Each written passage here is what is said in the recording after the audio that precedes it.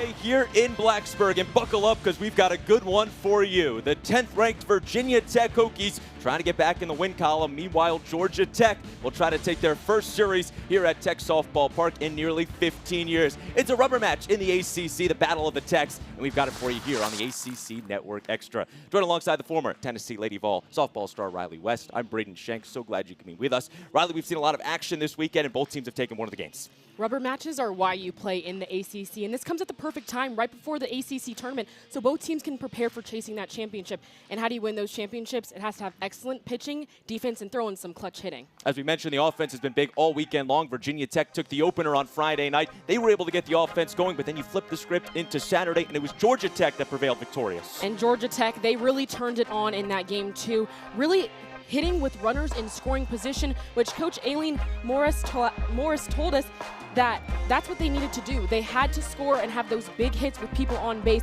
So that's where you throw in that clutch hitting from both teams. It's how they win this ball game. Friday night, Jordan Lynch stole the show. How about a 2-run walk-off home run to enforce the run rule?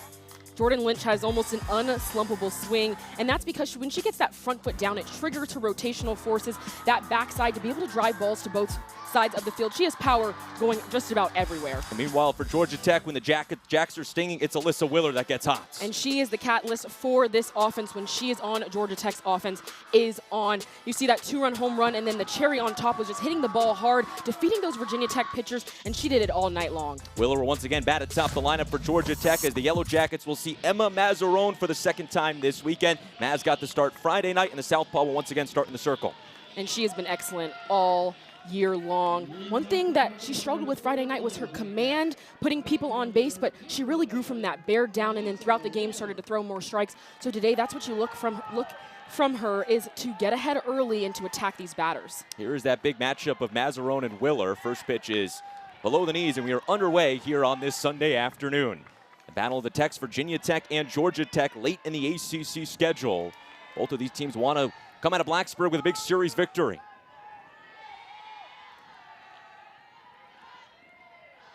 Here's Mazzarone's 1-0 pitch.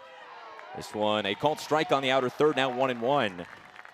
And Riley, how do you attack a hitter like Alyssa Willer here in the leadoff spots? You have to go at her with that first or second pitch so that she's not in a hitter's count where she's really looking to drive something deep. But you also have to change speeds because she's been on time all weekend. You can see there, Mazzarone changed speeds a little bit with that 57 mile per hour. She can get up to the 70s. Mazzarone behind 2 balls and a strike. See the scouting report on Mazzarone, a player that's really worked on the off-speed pitches during her time here in Blacksburg. Worked behind Emma Lemley the last couple of years. Now she is the ace in this Hokies rotation. Foul ball, and it's now 2-2. We're getting to learn from one of the best in Emma Lemley, and it just makes her all that much better here as she's back for another year in Blacksburg for the junior out of Pleasant Garden, North Carolina. Looking for a big first out. One of the hottest hitters in this Yellow Jacket lineup. The 2-2 deal.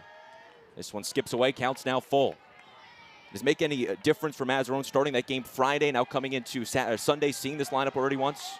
It definitely tells you what batters swung at on your pitches game 1 and what you need to adjust on game 2. It gives you a lot of information when you've seen the lineup a couple times. Payoff pitch. Swing and a miss, strike 3. Emma Mazzarone starts off the afternoon with a big strikeout, and there's 1 out as Mazzarone starting strong. And Mazzarone, that at bat, she changed speeds quite a bit. Even when she changed speeds and it was in the dirt, it was still effective because you see Willer on that pitch was a little bit late. And you see the rest of the Georgia Tech lineup here is Holly Medina that will now dig in. Medina, a player that's moved up to that 2 spot in the lineup, but a very consistent lineup for Georgia Tech. Riley, the 12th straight game that the Yellow Jackets run with that 1 through 9 lineup. And you called it. We were talking about it before the game. You said 12 straight. I think it's going to be the same thing. Corners play in. It's dribbled over to the second baseman. Castine fields it. Underhand toss to first, and that is out number 2. 2 quick outs. Emma Mazzarone feeling the groove as she sits down Medina. And Virginia Tech defense, some changes for Virginia Tech throughout the course of the weekend, but most of the defense stays the same for Virginia Tech. Rachel Castine fielding that most recent one at second base. The Hokies team that has so many returners out there, so many strong fielders. And Coach DeMoore always says that his defense is underrated, and they deserve more credit. They make some phenomenal plays. Yesterday, they had an error I would say one error on the book, another mental error, something that wasn't very characteristic, and that was one of the reasons why it contributed to that loss. So you definitely know that's one thing they're looking to clean up for today's game. Grayson Tucker digs in. 1-0 is outside. Well, this series had a little bit of everything. You got the offenses flying. You've had a couple top 10 plays on SportsCenter. You had a home run robbery on Friday.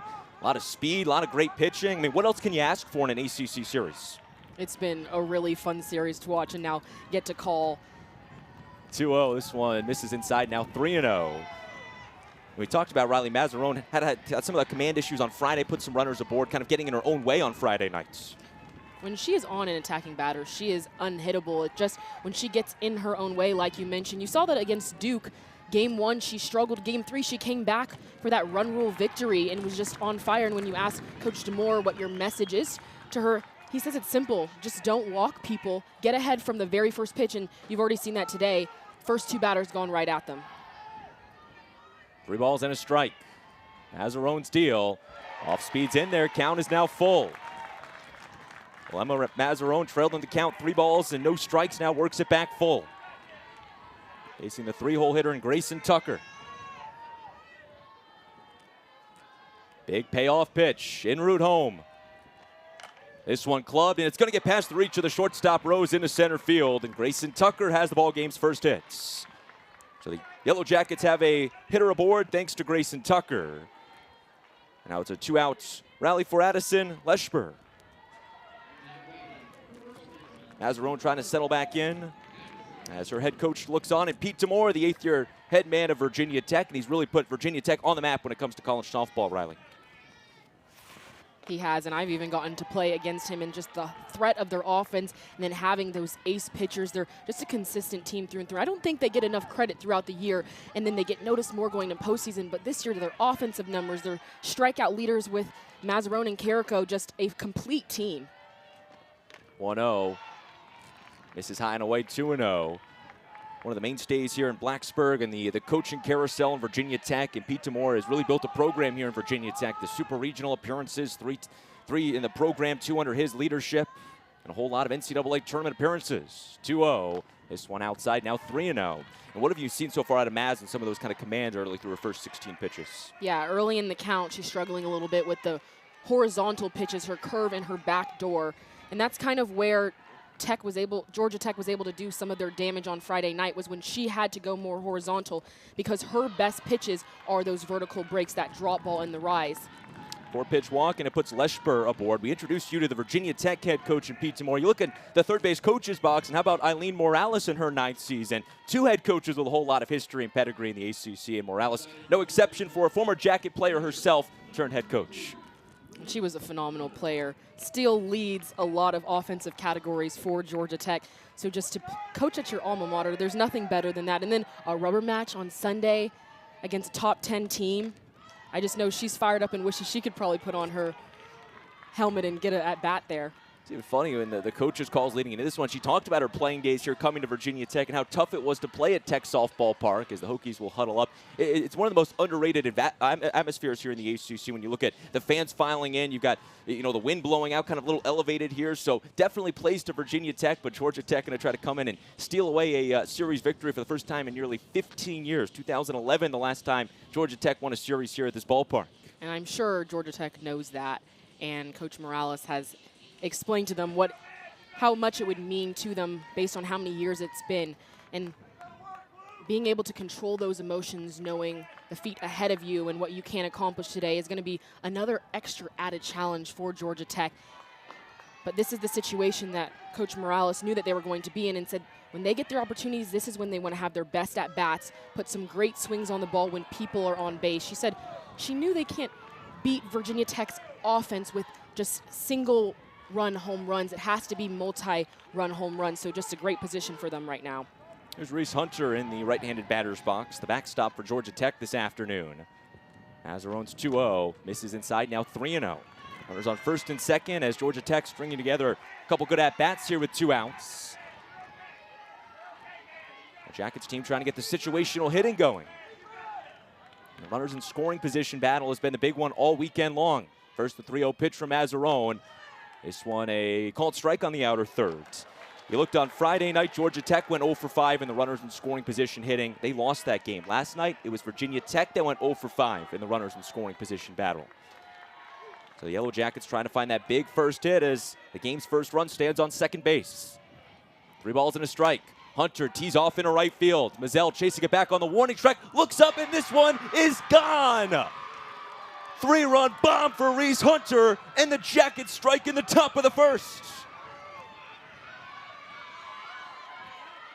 Just kept on carrying, and it is Reese Hunter that goes yards. And Reese Hunter, that was an incredible at-bat, being patient, finally getting a pitch over the plate, staying through it, letting the ball travel. That was an outside pitch. And I think this win today really helped that ball carry, because off the bat, I definitely thought it was going to be a pop-up to Gabby Mizell there in right field. But look at her with the hammer. Just exactly what Coach Morales said they needed to do coming into the series, and it was get runners on so then you can hit them in. For the 3rd straight day, Georgia Tech strikes first. Brings up the 6-hole hitter, lays down the bunt, and it's going to be out as the pitcher, Mazzarone, fires it to first. But Georgia Tech gets on the scoreboard behind Reese Hunter in a 3-run home run. Yellow Jackets lead 3-0. Hokies come to bat when we return.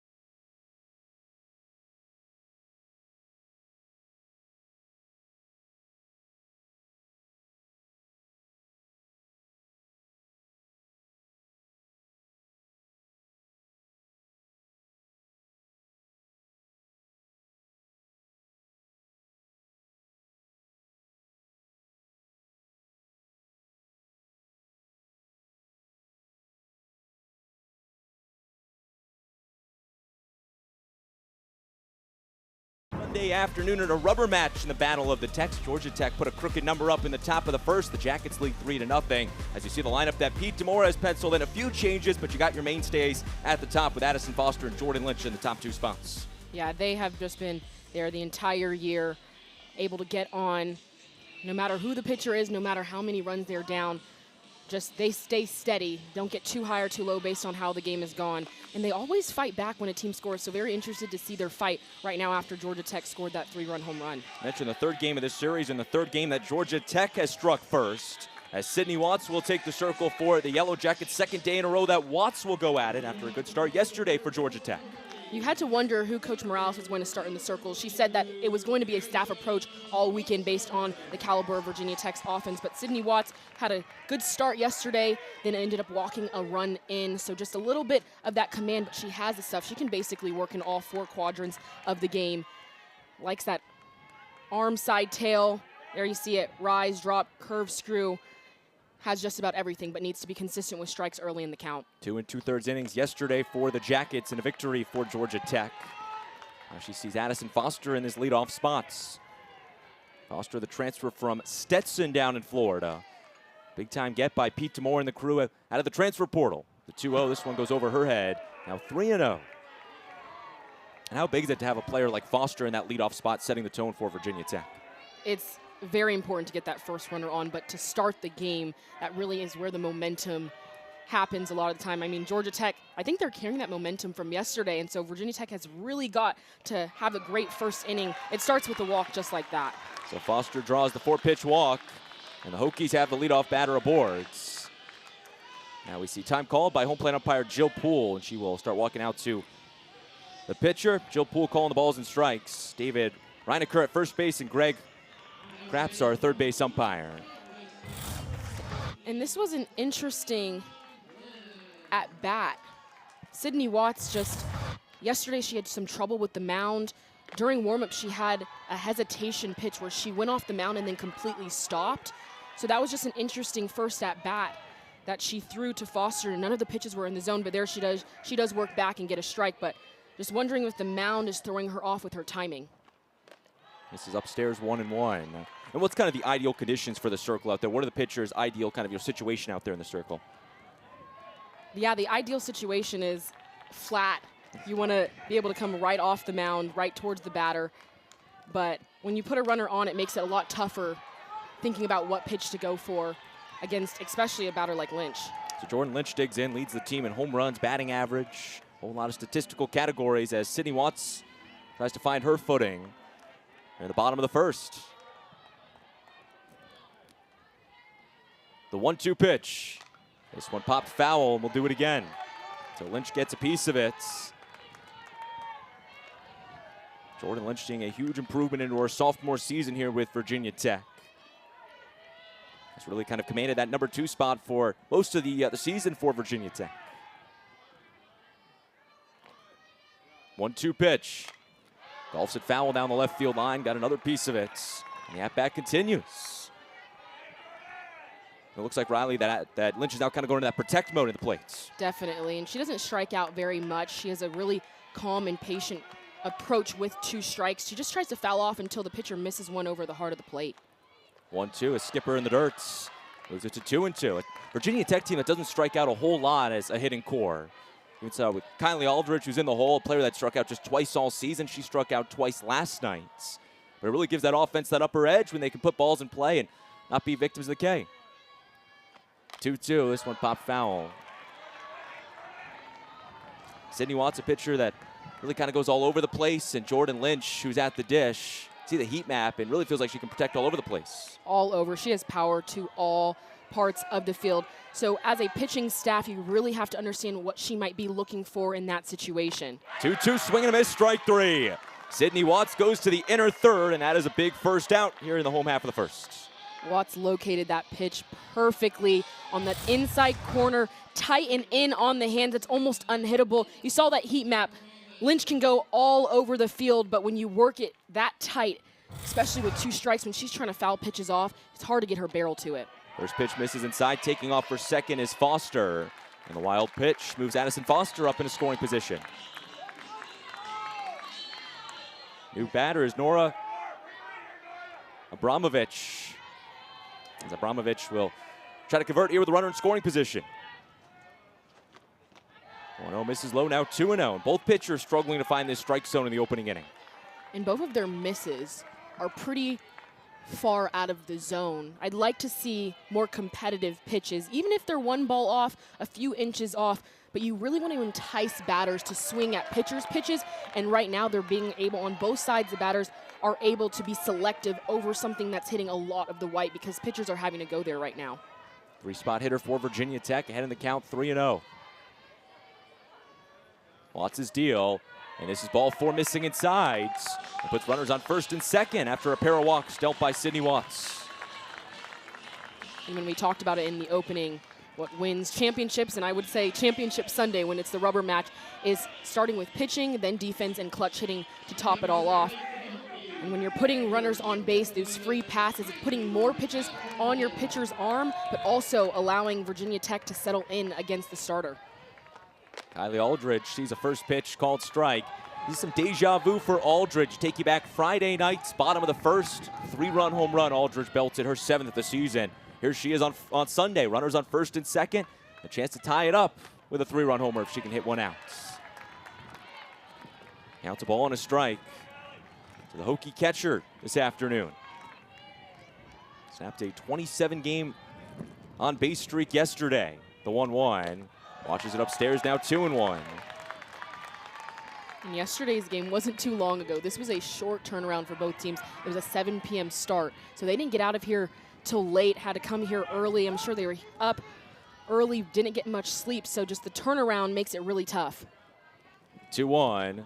So misses away now, 3-1. And Riley, what's the approach for Virginia Tech at the dish? Lynch goes down with a very aggressive at-bat, but 2 walks to Foster and another here for Virginia Tech. And now here's Aldridge at the dish. What's the approach for Virginia Tech? I'm centering my eyes over the white of the plate. She's got to give it to me multiple times in my at-bat. And that one was over the white of the plate. Aldridge just fouled it off right back. And you see the numbers for Kylie Aldridge. Again, just 2 strikeouts entering the weekend. Had 2 yesterday. Is that getting your head any bit that you strike out twice yesterday, trying to get back to a level footing on Sunday? I'm sure Aldridge, as a senior, she has the mental capacity to go 0 for with strikeouts and be good the next day. Popped up to the shortstop, Simon. Infield fly will be called, so that is out number 2. So Aldridge pops out to the shortstop, and there's 2 gone for Zoe Yeager. So Simon makes the grab, and now Yeager trying to preserve a 2-out rally. To Georgia Tech, struck for 3 runs. The 2-out magic in the top of the first. Yeager's going to try to return the favor. Righty-on-righty matchup to the designated player for Virginia Tech this afternoon. First pitch goes out and away, and it's going to get past Hunter. And the wild pitch moves both runners up 60 feet. Just a continuation of the challenge of throwing the ball in the zone. The misses are a little bit farther off the plate. So as a catcher, I've been there before. When your pitcher's missing, you don't mind a miss that's 1 ball off, 2 ball off. But when it's crossing you up or a foot off, it's really hard to stay in your position with that knee down and as well be able to frame it. Virginia Tech huddles up inside the circle. You see the defense. What is Reese Hunter telling her pitcher here in this circle conference? She's definitely just saying she has her back, not making the moment too big. If you talk about balls and strikes, obviously Sydney Watts, she knows where she wants to have her misses and her strikes. So you're just calming her down, changing up the pace of the game at the end of the day, giving everyone a breather. So 2 outs, Zoe Yeager at the dish for Virginia Tech, and a 3-0 Yellow Jackets lead. They're in this rubber match on this Sunday afternoon from Tech Softball Park. 1-0 is inside. It's a called strike, 1-1. So Watts gets back into it after dealing 2 walks in the frame, trying to get out of it and strand a pair. But there is 2 runners in scoring position for Virginia Tech. Righty-on-righty affair. Yeager sends this one into shallow right field, and the flare shot will be caught. Diving, Vukadinovic makes the grab, and that retires the first inning. Well, Sydney Watts breathes the sigh of relief thanks to her defense, and that's big for momentum for Georgia Tech. Vukadinovic off the end of the bat of Yeager just a little bit, but doing all she can to make the out for her pitcher, Sydney Watts.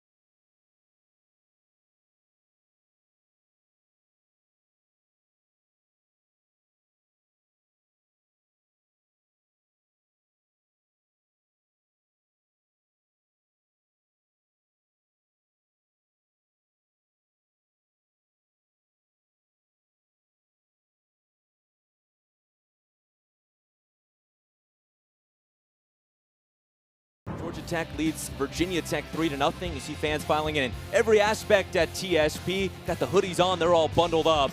But it doesn't stop the red-hot action we have seen all weekend long here into the rubber match between the Jackets and the Hokies. Georgia Tech comes to bat with the bottom 3 of their order. It goes Duffel, Simon, and Wall facing Emma Mazzarone. And Riley, how does Mazzarone get back into it after allowing that 3-run home run to Hunter in the top of the first? I definitely know the conversation in the dugout with Coach Demore was attack batters. He's pretty straightforward when it comes to his pitching staff of go right at them from the very first pitch. So you definitely look to see that horizontal, that curveball backdoor early in the count, so then she's able to go to those elite strikeout pitches with the rise and the drop. Lefty on lefty matchup. This one dribbled in front of the plate. It's grabbed by Mazzarone, spins around, goes to first. That's out number one. So sits down the leadoff batter for the second consecutive inning. And Emma Mazzarone gets one out in the top of the second. And this is the second play that Mazzarone has had to get her body around. But look at the positioning. She sets up her body as a left-handed pitcher to be able to grab the ball and immediately make the throw. If she picks it up and then rotates her body, she has no chance with the lefty out of the box. Emma Simon, the new hitter for Georgia Tech, swings at the first pitch, chops it to the shortstop Rose. Flings it to first, and that is out number two. So 2 quick outs for Emma Mazzarone. That's always got to feel good for the hurler. It has to. Definitely a testament to her working ahead at these batters. But last inning, the struggle was after she got those 2 outs. Then that's when she kind of fell off of attacking the strike zone. So I think this at-bat right here will tell you if she's locked in on getting ahead of these batters. Just saw Reese Hunter in the dugout. She hit that 3-run home run in the top of the first with 2 outs. First pitch you knew was going to be a taken strike by Wall there. Trying to slow things down. You hear the cliche so much that the third out is the hardest to get, but what about getting that third out is so hard? You almost in your mind think, well, I've already done it. Like I've gotten to this point. I had two outs. I've worked my way here. So your focus is not always as sharp for that third out, especially earlier in the game. When you're Mazzarone and it was kind of all working for you, her focus changed a little bit on attacking the strike zone, and I think that was the difference. Especially after going 6 innings in a complete game effort Friday night in the win. Sees Wall in the 9 spots. Slap hitter watches it away. Brings the count to 3-0. So Mazzarone trying to avoid walking the 9-hole hitter before the lineup card flips over to Willer in the leadoff spots. Pitch number 30 for Mazzarone on the afternoon. This one chopped foul off the umpire.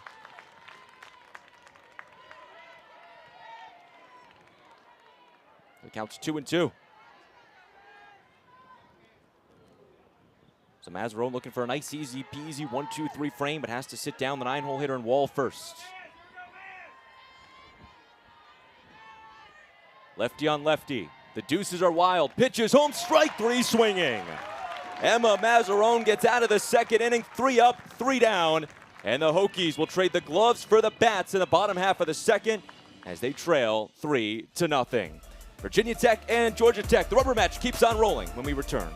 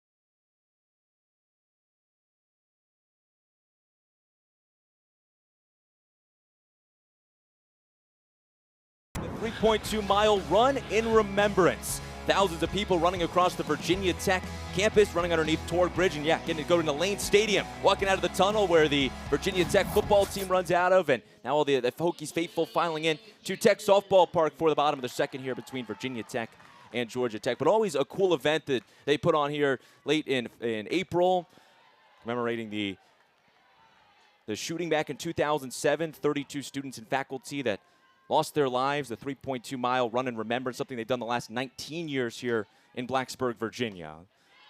And always kind of caps off a Big action-packed weekend. The spring game yesterday, Hokies baseball and softball are home. You get a lot of alumni and students and families all coming to town for one weekend here. It was a jam-packed weekend, but I think the run shows you that life is more than the sports that we so much enjoy This watching. one clobbered into right field. It hits off the top of the wall, and it's gone. Michelle Chatfield's going yard to lead off the second inning. And the Hokies start chipping away as Chatfield's bombs away on her 9th long ball on the season. That ball got out of the park quick, fast, and in a hurry. Just absolutely elevated at her chest. She stayed level with it. The easiest ball to hit out of the park is one that's already elevated because you don't have to swing up. So Chatfield just took exactly what pitcher Sydney Watts gave her and drove it out. Couldn't even finish our thought before it was out of here. The fans knew it. There's an excellent atmosphere to cut the deficit. Home run number 79 for Virginia Tech on the season. Top 10 in the NCAA. And Michelle Chatfield just racking up the accolades, the junior, already top 5 in the active home runs. And again, a player that came in and has really just dominated since her freshman year here in Blacksburg.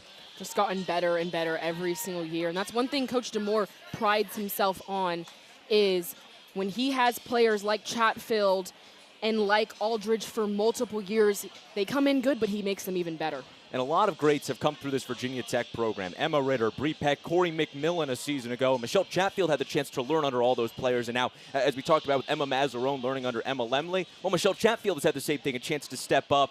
And, you know, you must remember from your player days getting to learn from those seniors, now getting the chance to step up in your upperclassmen years. It definitely means a lot. And then in the days of the transfer portal, you see it here, Virginia Tech, the loyalty that these players have to the university and to Coach DeMoore, that they're able to learn from these players because they're so loyal and they stay. They might not play as much early in their career, but when their name's called, they've had so much experience from the Emma Lemleys and the people that came before them. There's Emma Lemley right on cue, hanging out by her former teammates, and one of the best to ever do it for Virginia Tech when you term on the pitchers. Enjoying a hot dog down there in the dugouts. It's always good when you get the alumni back in town. We were just talking about the alumni coming back for the Run in Remembrance, and Hokie softball alumni coming back in town. And she is on staff, so these girls get to learn from her every single day. And if I'm a pitcher like Emma Mazzarone, I'm going to pick Lemley's brain all the time. I've faced Lemley. She is a tough pitcher to get a bat on a ball. Just her velocity, her spin, and her development throughout her career. Now she's even playing pro. And staying on the topic of pitchers, Georgia Tech has made a pitching change. It's going to be Kenley Hillary that comes out to take over for Sydney Watts. And they're still going to do some work on the mound, so we're going to take a short break here on the ACC Network Extra. When we come back, we'll tell you about Hillary. 3-1 our score.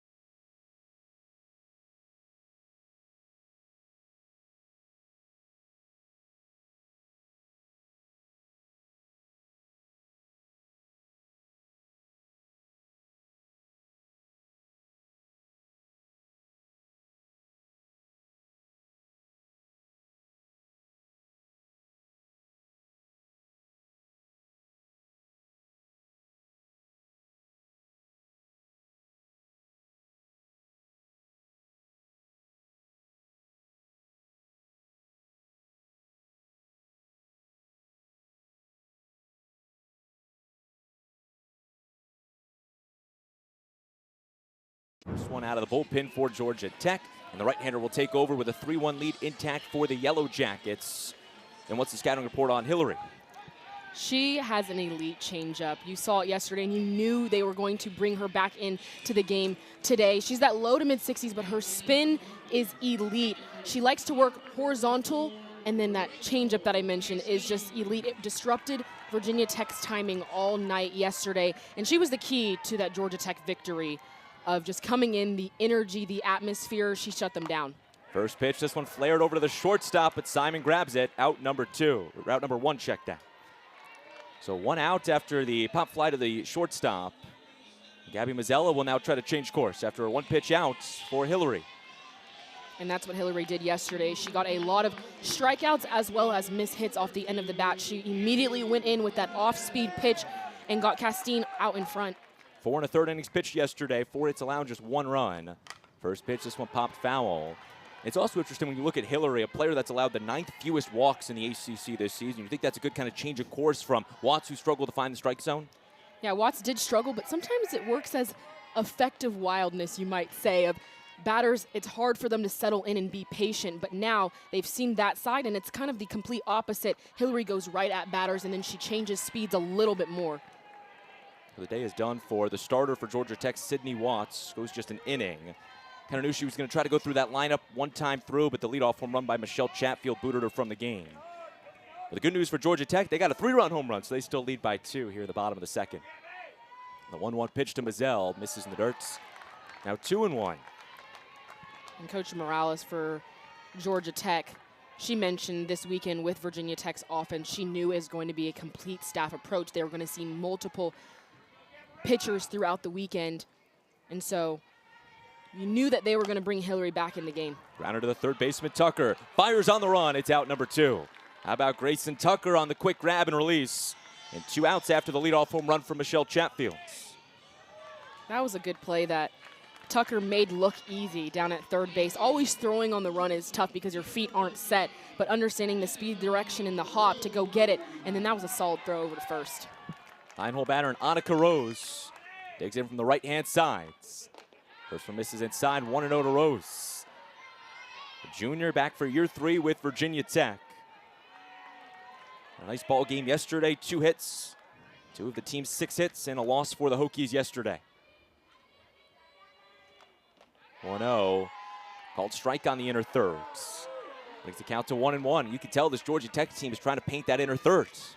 They are, and it makes the changeup that much more effective when you're seeing an inside pitch. Effective velocities, that's the fastest to your blind eye, or I should say your bare eye. And then when you see a changeup, even if it's 10 miles per hour difference, it's going to feel like more 12 miles per hour because you've seen it in 2 different locations.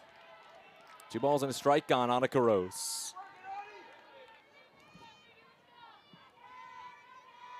Hillary brings it home.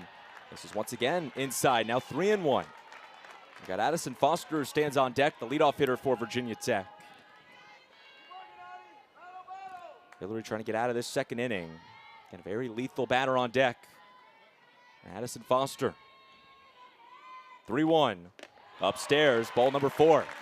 So Annika Rose works a 5-pitch walk. Now the Hokies will keep the inning going with 2 outs.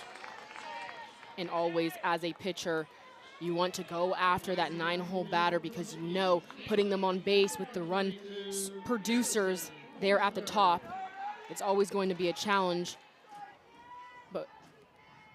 But Hiller did a great job yesterday, especially with the top of the lineup, limiting them to base hits and also scattering the 6 hits that they had throughout the game. Virginia Tech offense, but that's been so lethal all season long. And again, it's been that top 5, as Riley just mentioned, that has done the damage in a game 1, but yesterday the 6 through 9 and really kind of the spread out offense by Virginia Tech. We saw the top only had 2 hits out of their 14, so definitely if you're Georgia Tech, you'd be proud of your pitching staff, seeing that they did most of their production on that bottom half. Off speed drops in there. You know who the big hitters are in this Virginia Tech lineup. Just need to go out there and execute. Starts with Kenley Hillary, a pitch away from getting out of this second inning. The 2-run lead intact. A ball and 2 strikes. This is outside in the other batter's box. Now moves to 2-2.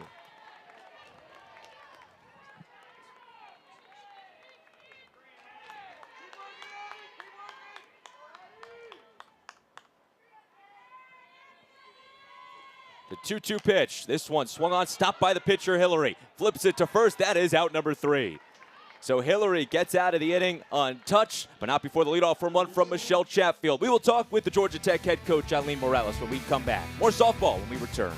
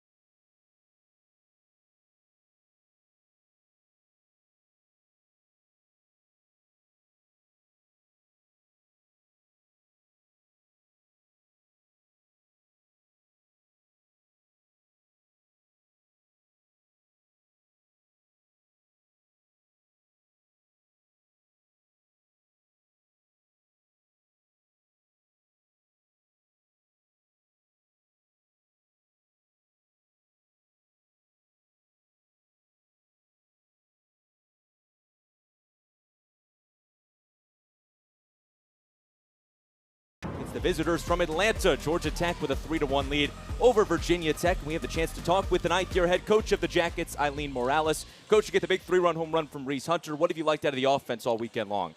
I think we've got to stick to a plan, and I think we did a nice job of that last night and trying to continue that today. Yeah, absolutely. Coach, on the other side of the ball, you've already made one pitching change. Is that your goal with your pitching staff today, for each of them to go one time through the lineup, maybe more? What are you seeing from them? Yeah, I think we've got to create a lot of different looks. Again, this is a good offense that we're facing in the other dugout. It's day 3, right? And so we've got to be willing to throw all our arms out there if it takes that. So, again, a collective effort, offensively, defensively, and in the circle. And so, yeah, we're gonna do whatever it takes to try to win this ball game. Thank you for the time, Coach. Good luck for the rest on this Sunday. Appreciate y'all. Sting 'em. That was the ninth-year head coach, Eileen Morales. It's going to be interesting. You're going to hear the sting 'em versus the gobble-gobble of Pete Tamore. And it's going to be the top of the lineup for Georgia Tech as Alyssa Willer leads off. We highlighted her in the Open, just such a lethal hitter. And this weekend has been no exception for Willer. And she has been able to spread the field, driving pitches exactly where they're thrown in. But that 2 RBI single, I know it looks like it's at shortstop, but that ball she drove up the middle, it deflected off of the pitcher, but she's just hitting the ball hard, getting a barrel to just about every pitch. Second time we see Willer at the plate, struck out swinging back in the first inning. And as we mentioned in the Open, the Georgia Tech offense runs through Willer. When she's hot, this Jackets team is hot. 1-0 is outside. It's a player that we just talked with Eileen Morales, but when talking with her leading into this Sunday game, she's even praised Willer and her approach at the plate, settling in, finding a routine. And you see the numbers right there. The last 11 games, no exception. I mean, when you're batting over 470 in an 11-game stretch, that's remarkable for a leadoff hitter. He's down Broadway. It just shows you, Riley, it's a long season. You're going to, see a slump at some points, but finding that groove is really kind of a good point for Georgia Tech. And that's exactly what Coach Morales said coming in, is hitting, there is ups and downs, but Willer is one of those players that she is paramount to the team's success, and you've been able to see that exactly this weekend. 3-1, she's ahead in the counts. Batting .404 on the season, leads Georgia Tech in the batting average, 51 RBI, tied for the team lead in that department as well. The sophomore, 3-1, fouls it down the third base line, got a piece of it, it's now full. But what I love about Georgia Tech's offense this weekend is Willer, first inning, she struck out, but the rest of the lineup was able to get it done, and that's really how you win championships. When other teams have your top batter circle and go right at them, the other part of the lineup really has to step up, and that's what you saw in that first inning. Payoff pitch, pop foul behind no plates. It was interesting, you looked yesterday, 11 hits for Georgia Tech, 8 of which coming from the top 3 batters in the Georgia Tech lineup. So to your point about the rest of the lineup being able to produce, was Reese Hunter in the 5 spot that hit that home run. Really just 1 through 9, clicking on all cylinders for Georgia Tech, as they have all weekend long. Someone gets a lucky souvenir. Fans have been making a lot of impressive catches this weekend. The payoff pitch. This one clobbered into right field. Mazzella chasing it back on the warning track. It's gone. How about Alyssa Willer? Crushing her 14th home run of the season, just kept on carrying. And it's raining home runs from TSP as Willer gives her Jackets a 4-1 advantage. And Willer just learned from her first at-bat, that strikeout to the second at-bat, battled, was ahead of the count, then evened out 3-2. Another pitch that's more elevated, that waist high. And this win has really been helping those balls to the right field carry a little bit more. I do think right fielder Gabby Mazzell might have had a chance at that ball. She wasn't timed up perfectly to jump, but just a great at-bat by Willer, seeing a lot of pitches and then growing from that first inning when she struck out. Alyssa Willer, you see the numbers right there. 4 home runs in her last 6 games. 7 home runs in her last 11 games now. Remarkable tear that she has been on. 1-0 to Medina, watches it away, 2-0. We talked about Virginia Tech and the top 2 of their lineup in Foster and Lynch being so lethal. I would argue Medina and Willer is just as lethal for Georgia Tech. It is, and you can see, based on the win, when those top 2 batters are on for both of these teams, that's how they have their most success. Corners play in, the 1-1 pitch. Medina dribbles it foul, 1-2. So the second inning in a row, we've seen a leadoff home run by one of these teams. Again, we were just talking about the debate between the 1 through 3 hitters and the rest of the lineup. But the 1 through 3 hitters got it done yesterday, and, well, Willer adds to the cause here in Game 3. You can see 4 RBIs by that 1 through 3 hitter. And when we talked to Coach Morales coming into the series, she said it's as simple as our bottom of the lineup has to get on so the top of the lineup can get them in. And you can just continue to see that. 2 balls and 2 strikes. The 9th-year head coach looks on as she coaches third base. The 2-2 deal. This one fouled off, got a piece of it. Does it also help, Riley, when you run with the same lineup for 12 straight games? You kind of learn your roles. There's always a comfortability aspect. When things are moving around a lot, it just plays a little bit more of a mental game. So when you know you come to the field and you're going to be hitting in the same spot behind the batter that you've seen for 12 straight games in front of you, it makes you feel a little bit more comfortable when you step in yourself. I go back to April 1st against Mercer, the last time the Jackets ran with a different lineup. This one high and away, the check swing, they appeal, and the third base umpire said that she held up, so the count's now full. Ali Medina looking to keep the rally going and extend her on-base streak. Payoff pitch. Swing and a miss. There's the, yep, it's strike 3. The bat went flying on it, hit off the home plate umpire, but Medina blanked on it, and that is a strikeout for out number 1.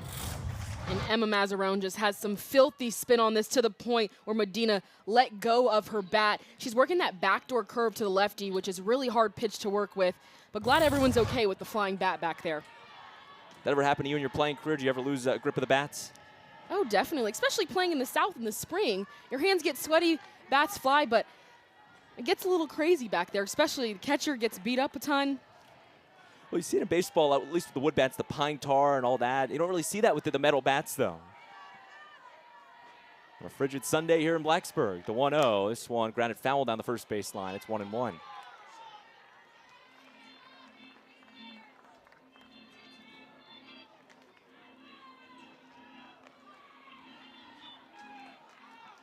Oh, you know, we're thinking about it. Are you allowed to use pine tar in college softball? I want to say no because of the fact that I've never seen it in a dugout in any form.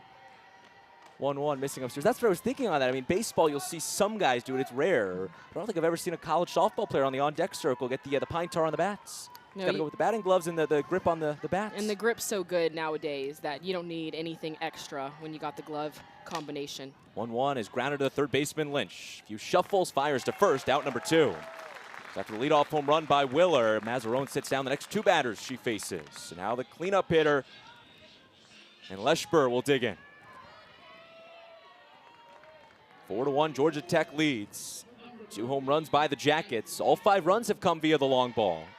Just shows you that TSP is such a hitter-friendly ballpark.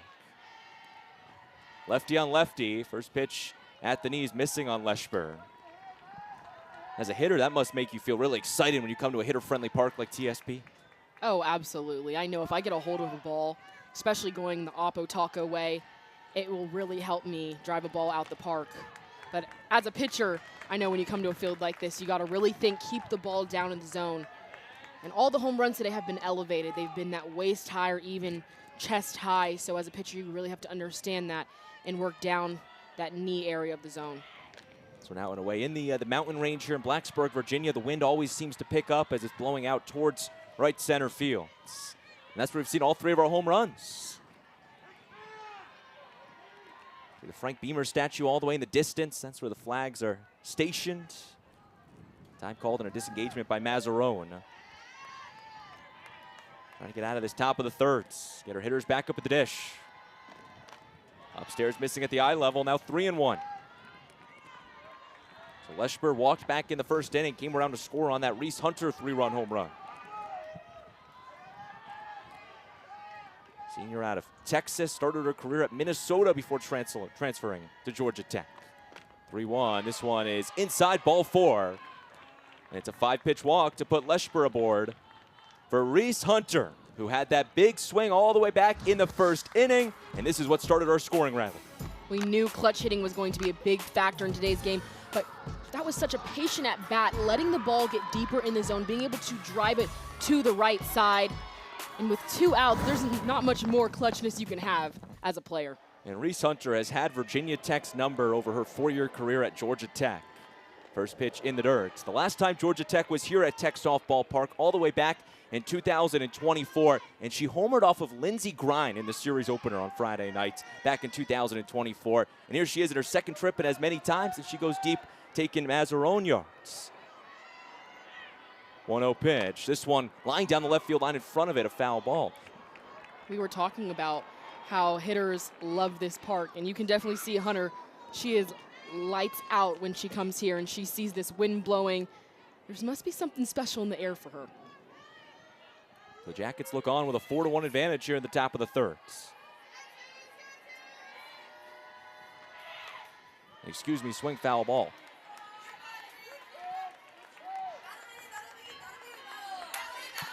You'd like to see a little bit more of that off speed in the zone from Mazzarone. With the 70+ dropping it down to low 60s, it's really effective with batters, especially Reese Hunter. And you can see she had just had to poke it to be able to get her bat on the ball. 1-2, high and away. The misser moves it to 2-2. So Hunter watches it away, and now Mazzarone will regroup her thoughts, trying to get back into it.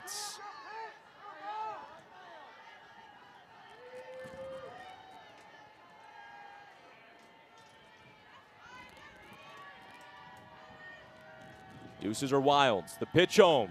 She struck her out. Went upstairs on it, and Hunter blanks. And that is a strikeout for Mazzarone to get out of the third inning. But not before Georgia Tech strikes with a leadoff home run from Alyssa Willer. But you get the big strikeout to end with some momentum for Emma Mazzarone. And Mazzarone was beat on that pitch last time, went right back at Hunter with the backdoor curve for the strikeout.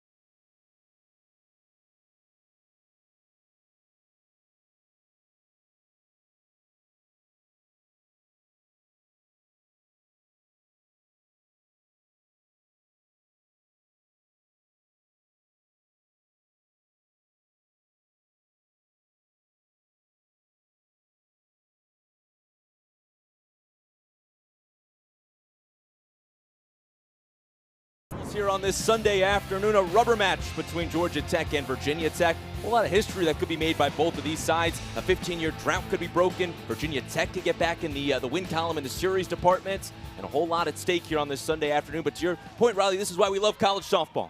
Absolutely, in these rubber matches, it prepares you for postseason, which both of these teams, this is why this game also matters, not just for the history, but for postseason rankings and also the ACC tournament. Virginia Tech coming in the series was only one win away from being tied for that first place with Duke and Florida State. And then Georgia Tech trying to get their RPI up to be selected for postseason. The last time that Virginia Tech lost a home series to a team that's not named Florida State, you got to go all the way back to 2021. The Seminoles have had success here at TSP, but the rest of the ACC has not. Virginia Tech going to try to avoid Georgia Tech, adding their name to that very exclusive list. A swing and a miss by Jordan Lynch, who leads off in this third inning. And Hillary, that changeup has been so disruptive for Virginia Tech's timing. You can see how far out in front Lynch is. 2-1, foul tipped into the glove of Hunter. It's now 2-2. Hillary back out for her first full inning of work. She came in after that leadoff home run by Michelle Chatfield in the second inning. The relief arm trying to get a big first out here in the third inning. 2-2 pitch. This one golfed into right field. Chasing it back. It plunks off the scoreboard, and it's gone. Jordan Lynch, a leadoff home run in the third. And for the second straight inning, the Hokies have a round tripper to start off the frame. And I absolutely love this adjustment by Jordan Lynch. That was her third changeup she saw in that at bat. And this one lower in the zone. She gets her back knee below the ball. And as soon as she lands, she keeps her hands back just a little bit longer. But the first two changeups in that at bat, she swung and missed out in front early. And that just shows her veteran mentality of she was not going to get beat again on that pitch, even when it was a tougher pitch to get out the park lower in the zone. Jordan Lynch with her team-leading 15th home run. Hokie Bird is all fired up. He's high-fiving the crowd. Great vibes here at TSP as the Hokies start chipping away at the deficit. Still a 4-2 Georgia Tech lead. First pitch to Abramovich. It misses inside. 1-0 to the three-hole hitter. And Jordan Lynch, one of a handful of just home run threats for Virginia Tech. Top 5 in the conference in the home runs. Definitely, and if you're Kinley Hillary, you have to look at that at bat and honestly tip your cap because you were working those changeups, had her out in front. And Lynch was just able to make the quicker adjustment, especially where she placed that ball with 2 strikes on a batter. If I'm Hillary in the circle, that's exactly where I want to put it, even lower. Next time, probably she might work it in the dirt, possibly. Abramovich in the right-handed batter's box, righty on righty affair. Missing inside, 2-1. And again, the home runs have been prevalent. We've seen 5 total hits by these two clubs, 4 of which for home runs. The one exception, you have that single from Grayson Tucker back in the first inning. And even that was just kind of a slow roller that got into center fields. 2-1 fouled off the catcher. Just one of those days here at TSP. And when we talked to Coach DeMore about his offense and their philosophy, he mentioned that they don't try and hit home runs. It just is a result of them trying to hit the ball as hard as they can. If they miss it on top of it, it's usually a ground ball that's hard to field. And if they're a little bit under it, it's able to carry out the park. So I just love that their goal isn't to hit the ball out the park, it's to hit the ball hard. Grounded to the shortstop, Simon. She fires to first and scooped out of the dirt, but Leschber holds the base, out number 1. Georgia Tech had to hold their breath for a second there, but Leschber able to scoop it up. And that's out number 1 in the third. That's just a great play by Leschber at first, especially to shut down some of the momentum. You can see that stretch perfectly working through it, keeping her eyes behind it, meaning the glove is out in front, so all the work is in front of her. She's not letting the ball play her. Kylie Aldridge digs in. First pitch she sees, it's the fastball called in there, 0-1. Aldridge 0 for 1, fly out back in the first inning, her first time up. Trying to get her first hit of this series since Friday nights. That 3-run home run, and the 0-1 is outside, 1-1.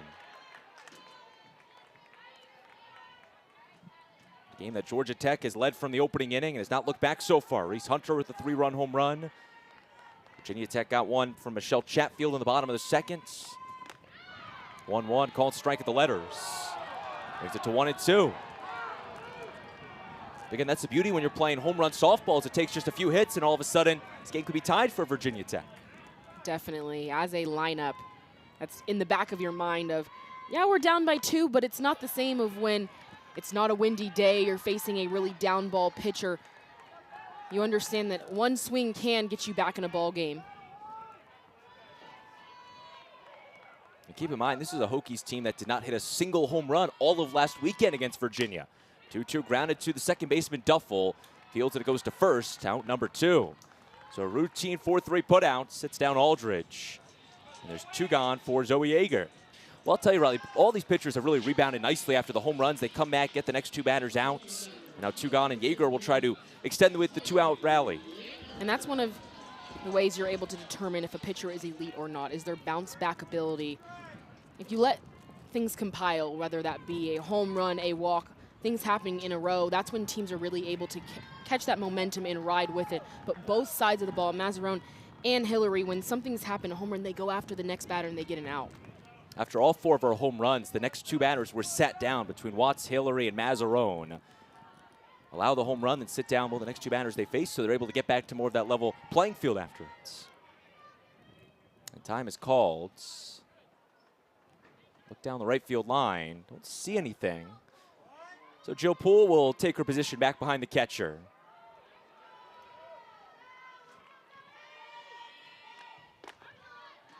Inside missing, 2-0.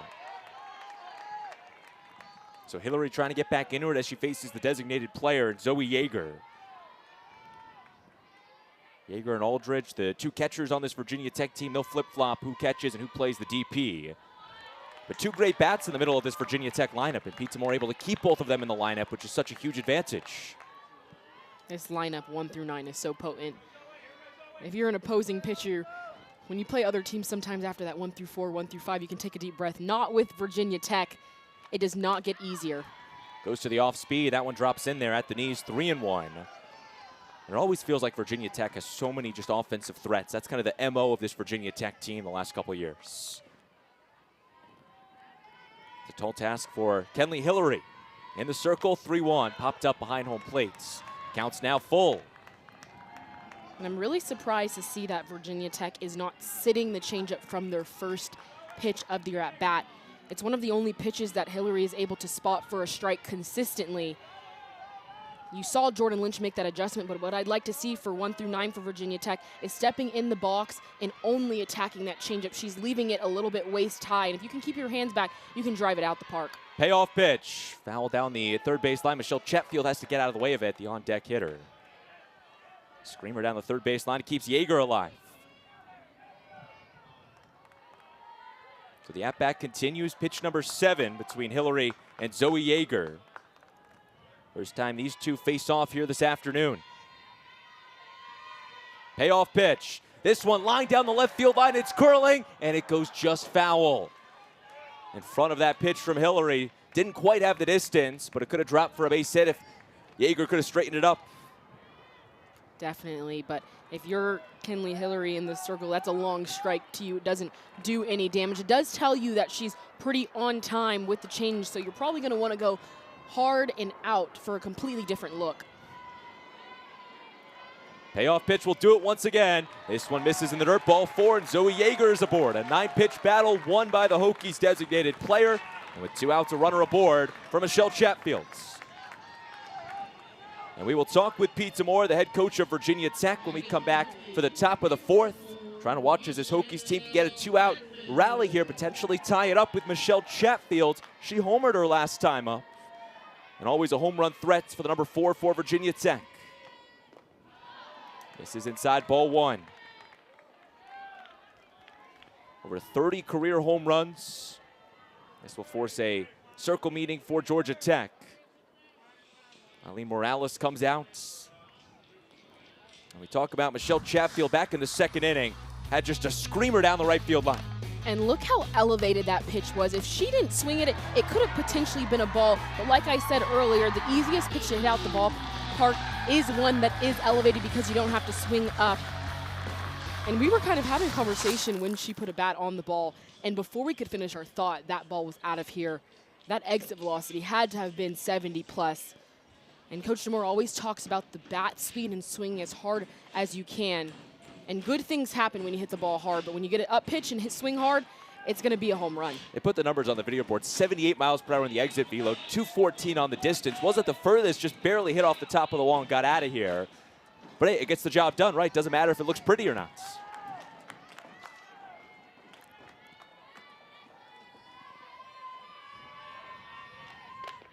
First pitch misses. Make it now a 2-0 count, the first pitch after the circle meeting. As Hillary needs to settle back in. And how does Hillary kind of get back into this at-bats? I think the same thing with Sydney Watts earlier in the game of their misses have to be smaller, entice batters to go for borderline pitches, get those miss hits that she got a lot last night. When her misses are large, the batters are able to center their eyes over the white of the plate, knowing that you will go to it multiple times in your at-bat. 2 balls and a strike. This one deposited into center field. Medina on the warning track, able to leather it up. And that is out number 3. Well, Chatfield put a good ride on it, but Medina makes the catch. Hokies did get one back thanks to Jordan Lynch. It's a 4-2 game as Lynch went yard for the 15th time this season. You see the angles. Lynch a pretty one off the scoreboard. Rubber match keeps on rolling when we return.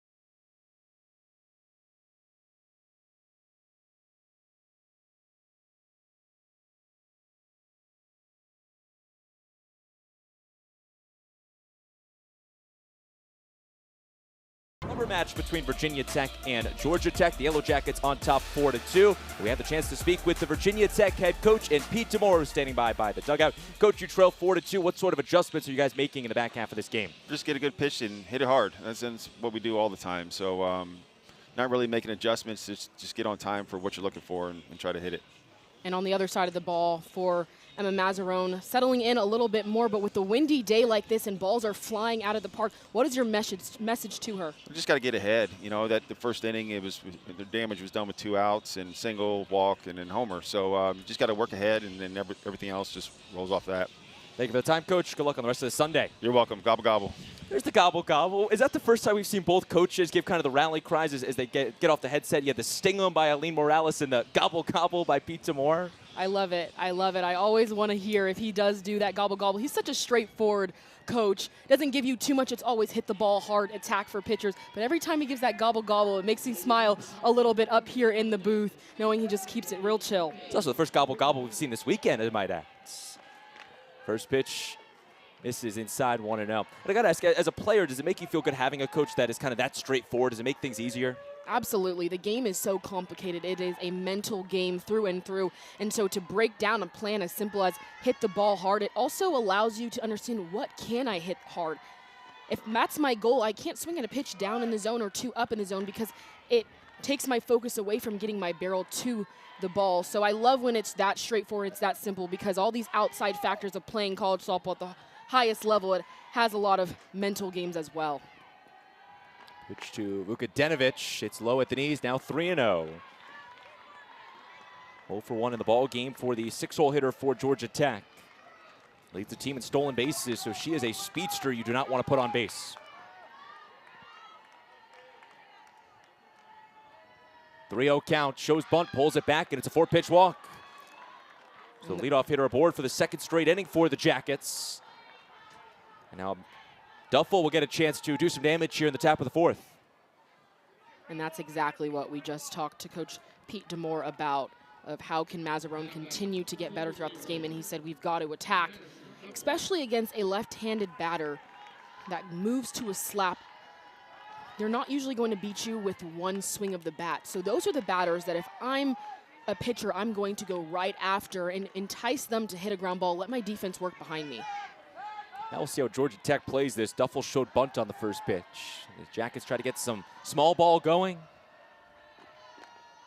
Takes the pitch 1-1. It's also interesting when you talked with Eileen Morales leading into this one. She knew that the small ball wasn't really going to work against Virginia Tech. She knew it was going to be the long balls that did the damage, and well, her feeling was right on it. How about 4 long balls of the 5 hits? Runner on first, no outs for Duffel. Shows bunt, unable to lay it down. They're going to say she pulled it back. So the count's 2-1.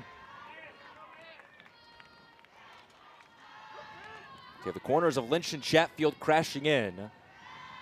Speedy Vukadinovic on first base. 2 balls and a strike, the pitch. A check swing, did she go? Yes, says the first base umpire. And the count's 2-2.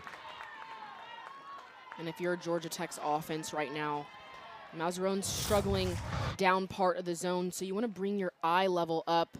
Yeah, it does look like she did get her barrel around. It was a tough one to the bare eye without that replay for the umpire. So Eileen Morales conferences with her 7-hole hitter. I'm just trying to get her back into the mindset here, try to put something in play. Definitely, and see the ball up. Obviously a 4-pitch walk to Vukadinovic there at first, and now Duffel kind of second-guessing on some of these check swings, per se. And so with the drop ball pitcher, it is hard to identify, especially when they're 70-plus like Mazzarone is. But you really have to tell yourself, I'm looking belt high. Obviously, with 2 strikes, different mindset, you have to foul off borderline. 2-2, grounded on the left side. It's Rose on the backhand. Fires to first, Chatfield takes it out for out number 1. Well, the runner does advance to second base as Duffel sacrifices herself. Nice play by Annika Rose at shorts. And that was a great job by Rose to understand the speed and direction. With Vukadinovic on first base, got some speed. She understood going to that backhand, which was such a smooth backhand that her play was at first base. She couldn't go for the lead runner. Emma Simon digs in from the right-hand side. She shows bunt and pulls it back. Count starts 1-0. Simon, the sophomore from Atlanta, Georgia, stayed home to attend Georgia Tech. Now has a chance to do some damage here with a runner on second and her team leading by 2. Had a 2-run home run yesterday in the 8th spots. Watches the 1-0 clip the outer third. Now 1-1. One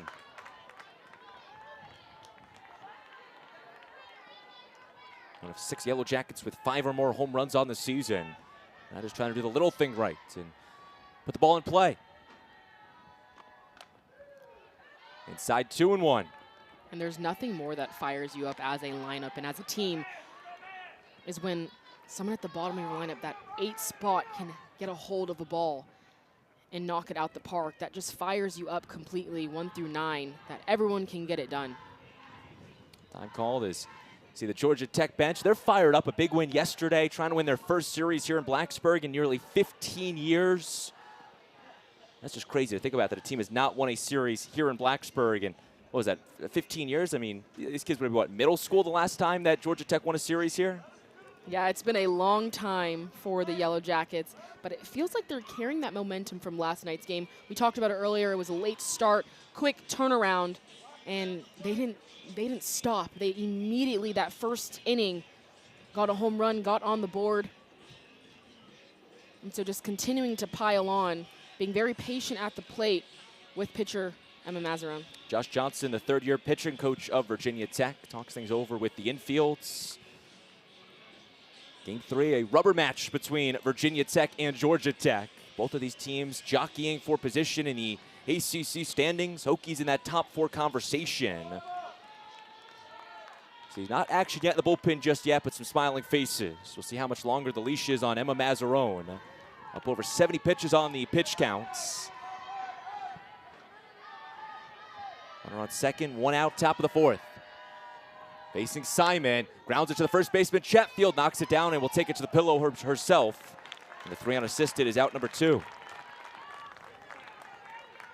And that was a productive meeting in the circle for this infield, and Mazzarone, just to break up the pace of the game, immediately goes at the next batter for the easy ground out. So Wall swings it from the left-hand side. The slap hitter stopped by a diving Lynch, fires to first, and Chatfield unable to hold the base, bobbles with it, and Georgia Tech converts on the run. It was a screamer down the third base line. Lynch went laying out for it, but Chatfield just bobbled it at first base, and the Jackets take a 5-2 lead. This was a bang play, starting with Wall. Lynch, an outstanding grab. But because that throw was a little bit rushed because of the speed of Wall, just made for a tough play for Chatfield. And was trying to scoop it out, but just lost it by the time that right hand got there. Wall was already past the base. And Emma Mazzarone's going to hand the softball off to the coach, and just like that, her day will come to an end. So Georgia Tech adds another. We'll tell you about the new bullpen arm from Virginia Tech when we return. Jackets on top, 5-2.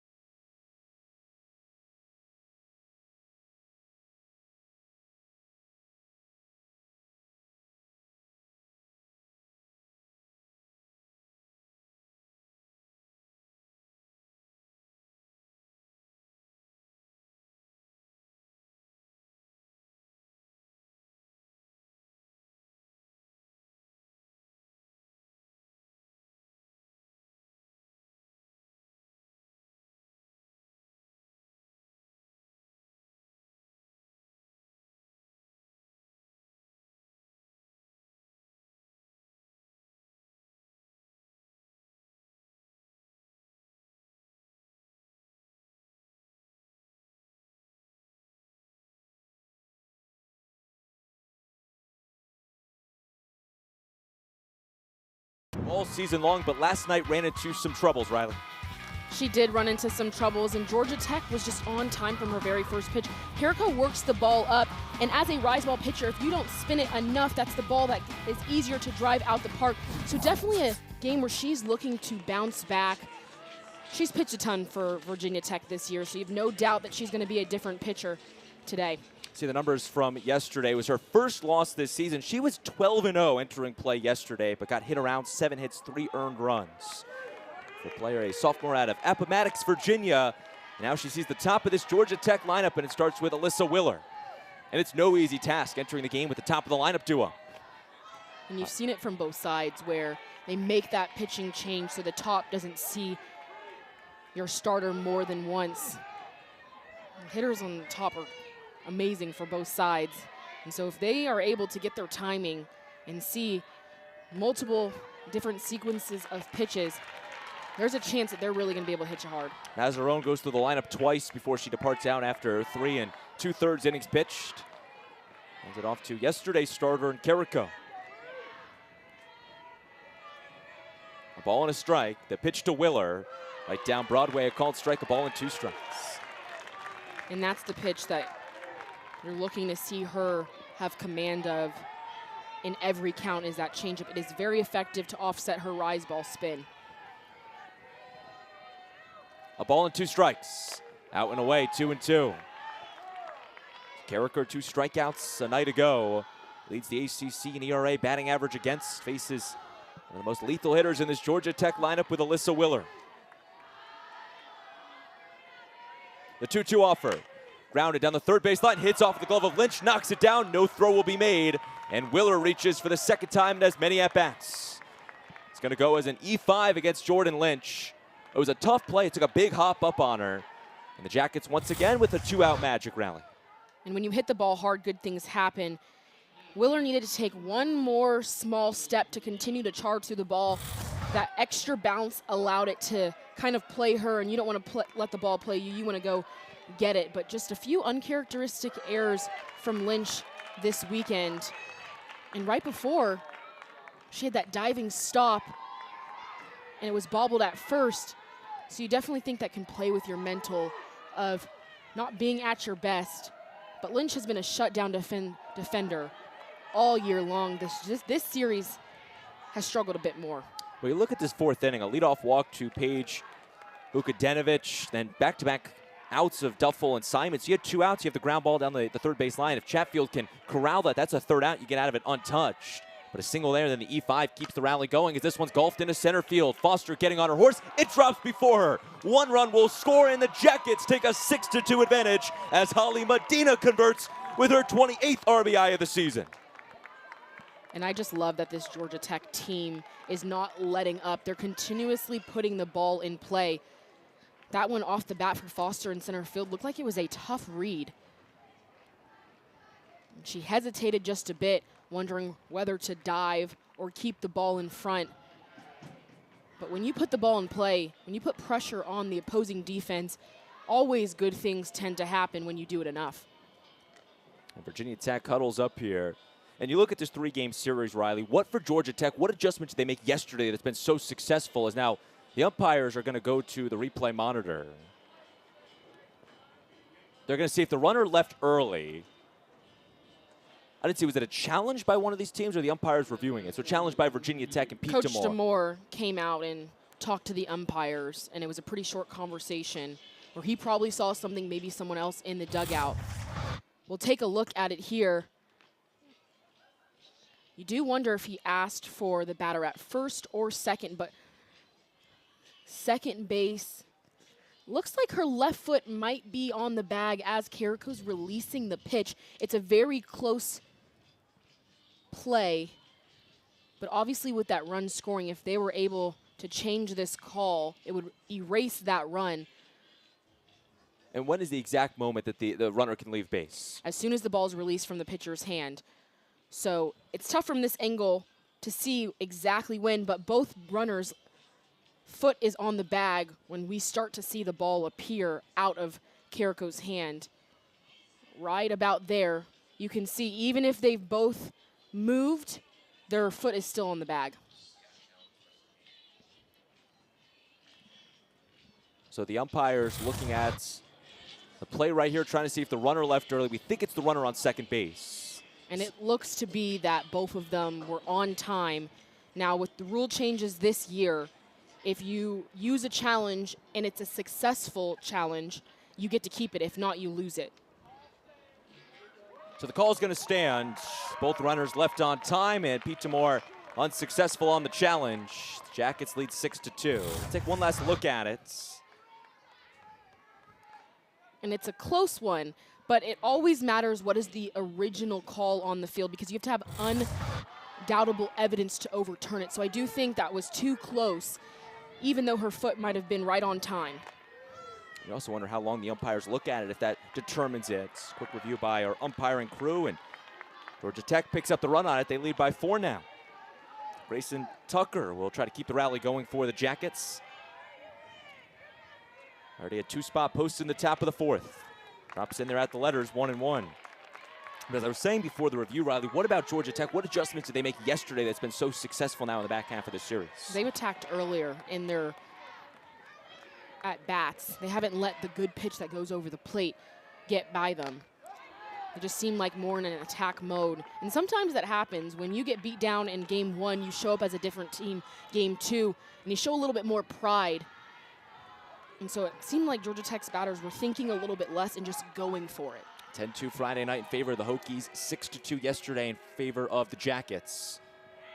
2-1, this one popped into right field. Mazzella chasing it back. It's over her head, hits off the base of the wall. 1-1 will score. Getting the stop sign at third is Medina, and it's an RBI double off the bat of Grayson Tucker, and it's all Georgia Tech here on this Sunday afternoon, 7-2 visitors.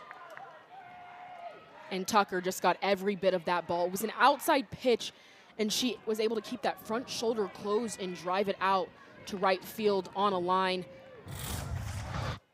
You can see hitting it in the contact point inside of that front foot. Mizell there in right field, her first step was in, so she misplayed the ball. You do wonder if she had that initial read going back, if she was able to make that. It was going to be a tough grab, but that grab going back. Just 2 plays in the outfield where one little bit of a hesitation is the difference from a run scoring or not. The batter is Leschber, sees it out in this righty on lefty matchup. It's now 2-0. But Georgia Tech, 3 runs in the top of the first, a run in the third, and another 3 spot here in the 4th. This Georgia Tech offense keeps on swinging here at Tech Softball Park. 2-0 pitch. This is a misser inside, now 3-0. And you know that has to be the message inning to inning from Coach Morales for Georgia Tech, is Virginia Tech's offense can hit the ball, and you have to be able to put runs up consistently. If they fight, you fight back and continue to get yourself some insurance runs. 3-0, ball 4 in the dirt, and the 2-out struggles continue for Virginia Tech. You just saw the RBI. 6 of the 7 runs have come for Georgia Tech with 2 outs. And now there will be bases loaded for Reese Hunter. Went yard back in the first inning. Does she have another home run in her to really extend the lead and open the floodgates? And we talked about it, that first at-bat, that she has excellent numbers when she comes here to play at Virginia Tech. Just something in the air for her. And the pressure right now is on Carrico, the pitcher, in the circle. First pitch, it's below the knees, ball number 1. 4th year at Virginia Tech. He's played in over 180 games with the Yellow Jackets. Georgia native trying to give the Jackets their first win in Blacksburg, first series win in Blacksburg in nearly 15 years. 1-0 off speed. This one eclipsed the outer third. It's now 1-1. And this is really the pitch, that 1-1 that Carrico is going to try and get ahead. So if I'm Reese Hunter, I'm attacking if I see it over the white. Hunter fouls it off the screen, and we'll do it again. You've got Medina on third, Tucker on second, Leschber on first, and Reese Hunter at the dish.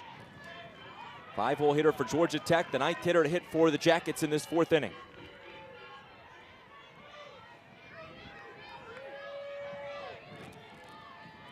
The 1-2 deal. Golf down the third base line, it dribbles foul, picked up by Lynch. The count remains a ball and 2 strikes. And that was a good job by Hunter, spoiling that changeup. When you have good bat speed on a changeup, it allows you to be able to foul pitches off, work the count more. Here's the 5th pitch of the at-bats. Out and away, ball 2. Carrico unable to locate. The Deuces now run wild. And this is a big point in this game right here, Riley. Carrico a chance to keep the damage where it's at. Or Hunter a chance to really open things wide open for Georgia Tech. 2-2. This one down the left field line, but just in front of it, a foul ball. Had the home run power, but needs to straighten it up. And what that swing tells me is Reese Hunter is very much on time for Carrico's hard. And if Carrico leaves a changeup up, Reese Hunter might be able to do some damage, but hard is going to be hard to blow past her. 2-2. Pop foul behind home plate. We'll do it again. Pitch number 8 of the at-bat about to ensue. Carrico in the circle. He's already allowed 3 runs in this top of the 4th. Reese Hunter a 3-run homer back in the opening inning. Who will prevail?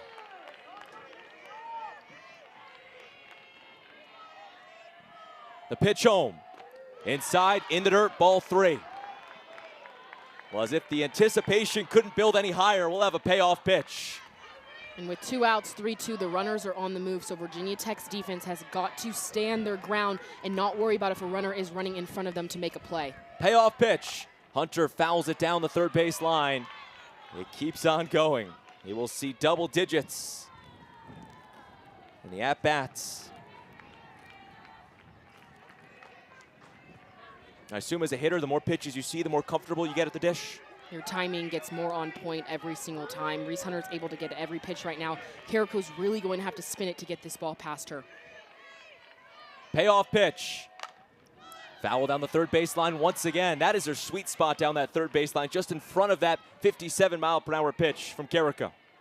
And that's all you have to do as a batter is foul pitches off until you get one that you like. And also, emotionally, stay in position that if she doesn't give you a strike right here, a walk is just as good. Nowhere to put Reese Hunter. Payoff pitch. Golfed into center field, it's dying quickly. Diving for it, but making the catch is Foster. How about Addison Foster? Getting the Hokies out of the 4th inning, sitting down a huge bat in the Georgia Tech lineup. And that is a Gold Glove level play by the center fielder. Huge momentum swing for Virginia Tech, Riley. Addison Foster going full Superman out there off this Reese Hunter ball, just laying out, getting the job done for her team.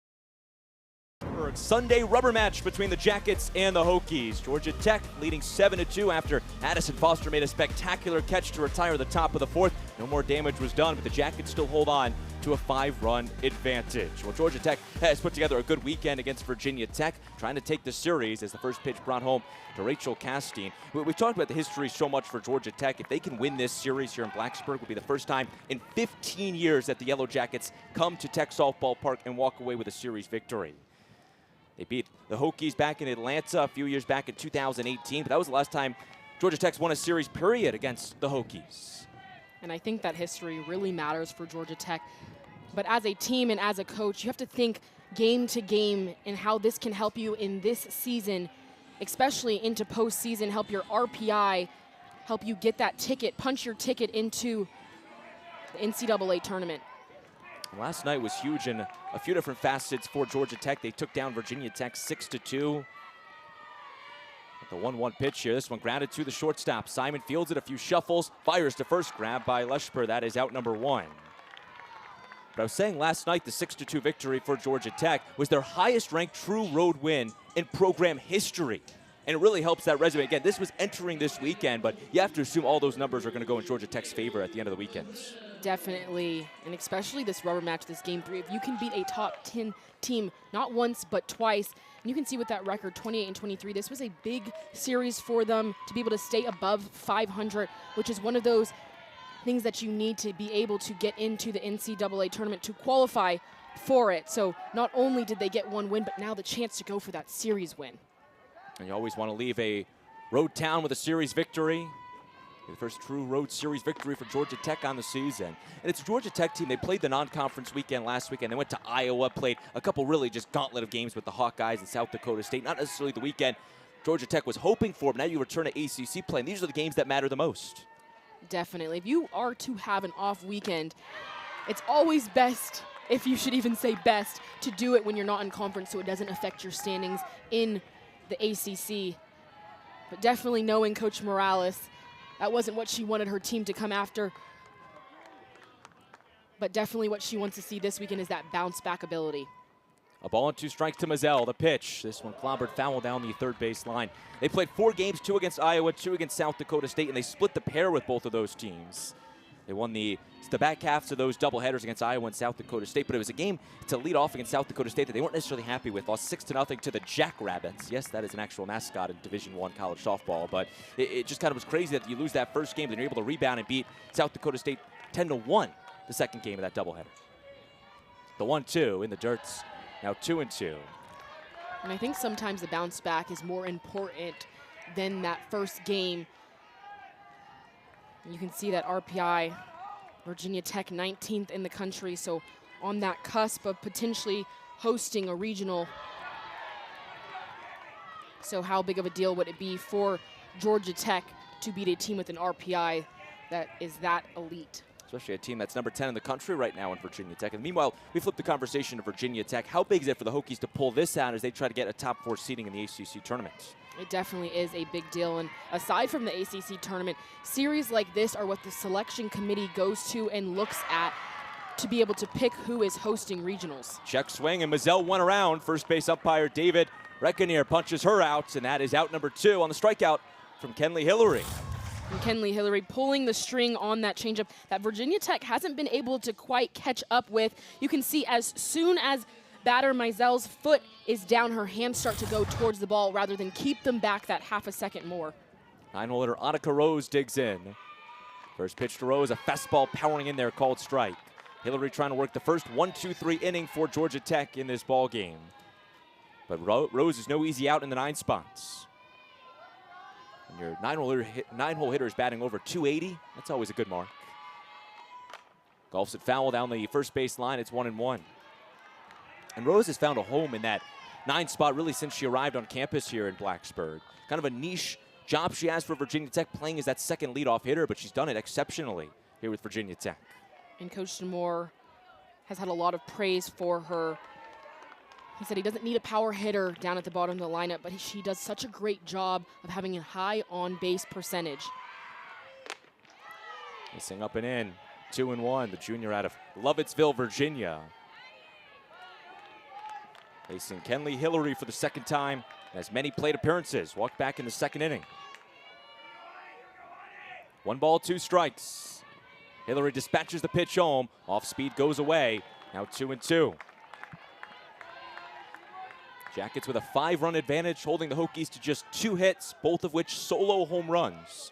The bats of Michelle Chatfield and Jordan Lynch. Hokies have seen a few base runners with the walks. There's the 2-2 pitch. It's fouled off down the third base line. It's just one of those types of afternoons for Virginia Tech. They can get the long ball going, but need to now get the singles, doubles, and triples going to get back in this game. And when you see a 5-run deficit as a batter, sometimes you want to start swinging big for the fences, but that can also hurt you of swinging too big on pitches that you can just poke to the outfield, get a little bit of a rally going. Hokies also have to find a way to convert with runners on base. 0 for 5 hitting with runners on base here today. So you get the opportunities with the walks, but you need to find a way to convert on them and get either a single, double, or triple, or a home run if you want to keep that trend going. Hillary and Rose here in the bottom of the 4th. The 2-2 deal. Just got away from Hillary. It's now a full count. As we talked about last time, Addison Foster stands on deck, a very lethal leadoff hitter for the Hokies if the inning were to extend. Payoff pitch, en route home. Off speed misses at the eye level, ball 4, and it's a 7-pitch walk to put Annika Rose aboard, and the inning extends to Addison Foster. And just a great job by Rose to keep that bat going, be patient, not swing at something borderline. But that goes back to what Coach DeMore has praised her on, is she's not an automatic out at the bottom of the lineup. She's consistently getting on base. She might not have the power numbers like other batters in this Virginia Tech lineup do, but she's able to get on for those power hitters like Addison Foster. So Foster swings it from the left-hand sides. 0 for 1 with a walk and a ground out to her afternoon. Transfer out of Stetson University. 1-0, golfs this one in a shallow center field. It drops for a base hit. Gets past the center fielder Medina. Rolls to the wall, getting the windmill. Here comes Annika Rose, the relay. There will be no throw. It's an RBI triple from Addison Foster. And the Hokies get a big 3rd run from the leadoff hitter. And Virginia Tech finally getting it done and punishing that free pass that the Georgia Tech pitchers have given them. Addison Foster, she just stays so level throughout her swing. A ball waist high. She doesn't do too much. Just stays palm up, palm down.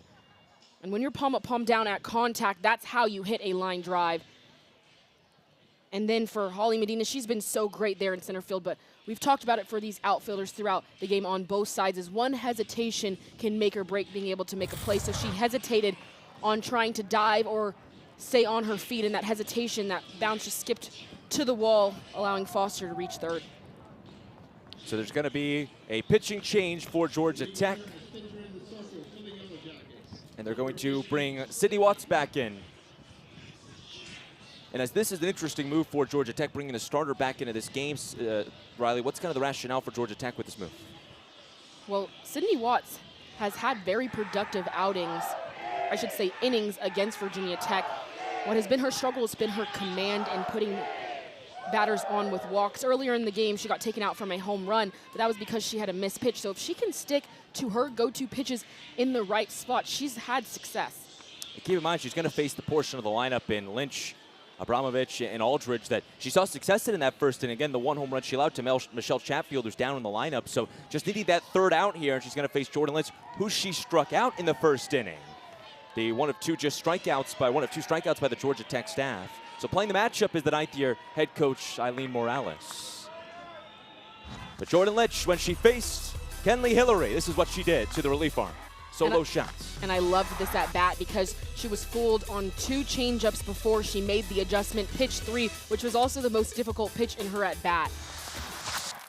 So righty on lefty to Jordan Lynch, first pitch. This one popped up along the infield. First base, and Leschberg comes over and leathers it up, out number 3. So it took just 1 pitch, and Sydney Watts gets out of the jam, but not before the Hokies do some damage, thanks to Addison Foster delivering an RBI triple. Hokies keep on digging away. It's now a 7-3 game. We go to the 5th when we return.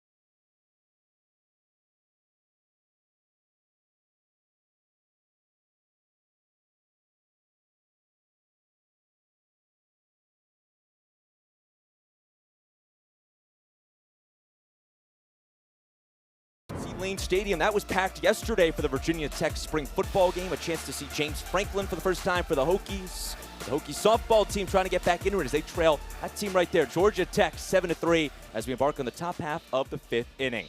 Yellow Jackets will try to add some more runs after they posted a crooked number in the 4th inning. This Jackets team attacks Bree Carrico for the 2nd consecutive inning, and they've had Carrico's number all weekend long. They have really attacked her up ball, which is her bread and butter, that rise ball. So when they're able to take away one aspect of her game, it forces her in an uncomfortable situation, going to her pitches that she might not be as confident in. But what you saw out of her last inning is bearing down, using that changeup a lot more against Reese Hunter, that battle that went over 10 pitches. She sees Vukadinovic, Duffel, and Simon. Brings home the 1-0. It's a called strike. Keep in mind, Bree Carrico was 12-0 on the season entering play here this weekend. Led the ACC in ERA batting average against. Had a rocky start yesterday, allowed 7 hits, 3 runs in her 3 innings, and already allowed 2 runs in that 4th inning, both of which earns. 1-1 goes away. It skips away from the catcher.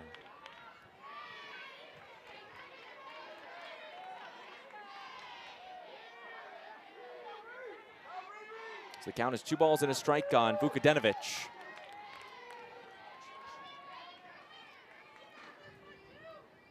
2-1 deal. Goes low and away, now 3-1. Sees the 6, 7, 8 in the lineup. A hitter for Georgia Tech that walked her last time up. Leads the team in stolen bases, a speedster you do not want to put back on. This is inside, ball 4, and it's a 5-pitch walk. And Vukadinovic led off that rally in the 4th inning as all 9 Jackets hits. Trying to do the same here in the 5th.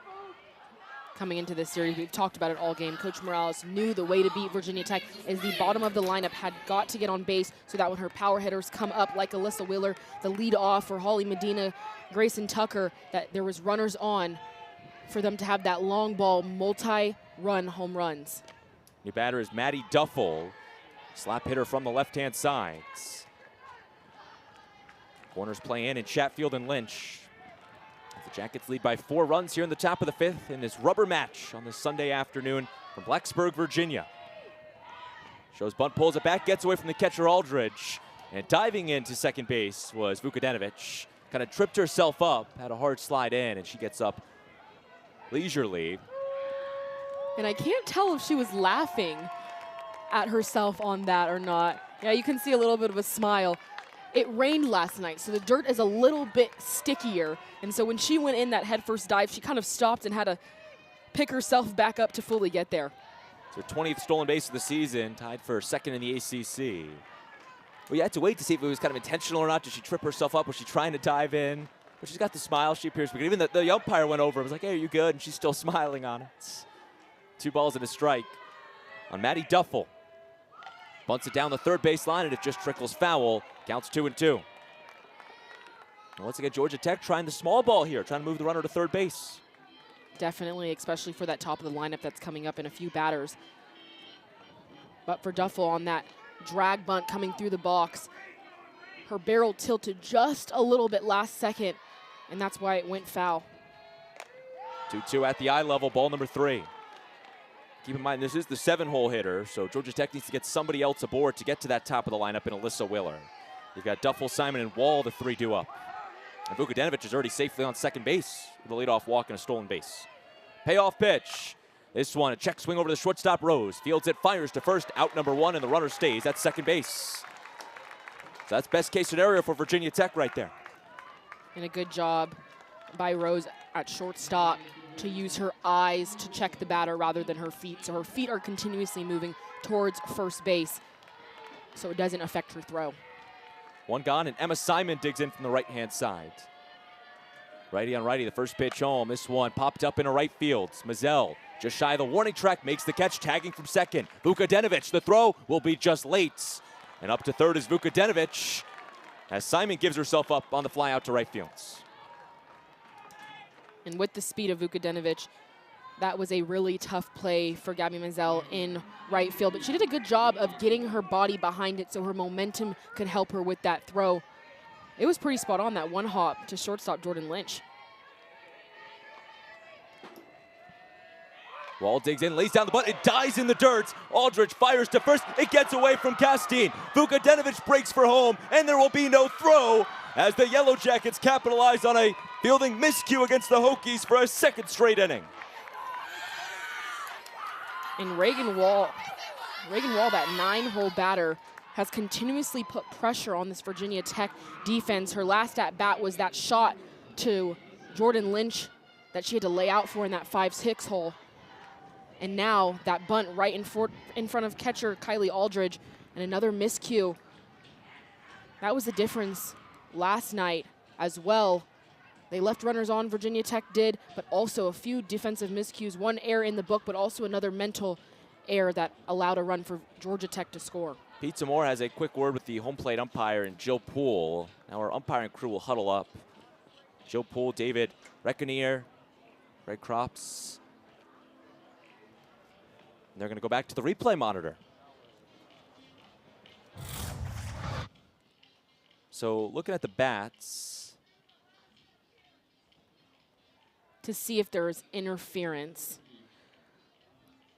which it's a tough decision for the umpires because Kylie Aldridge, she didn't make contact with the bat. and the ball didn't hit it either. So looking at the runner now, the ball didn't hit the runner either. And it looks like Reagan Wall, the runner, did hit the green bag, that safety bag. So looking for runner's interference, and the umpires have a very quick deliberation. Greg Krops, our crew chief.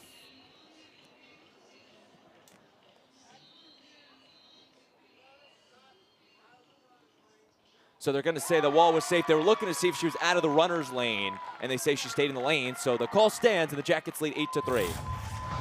And at first we did think it might have been a bat touch that touched the ball twice, but then once we noticed that, Wall just staying down the foul side of that bag, hitting that green bag, the safety bag that was introduced this year. Runner breaks for second to throw, and this one goes into center fields. And falling into that dirt monster at second was Wall. She's slow to get up after her 17th stolen base of the season.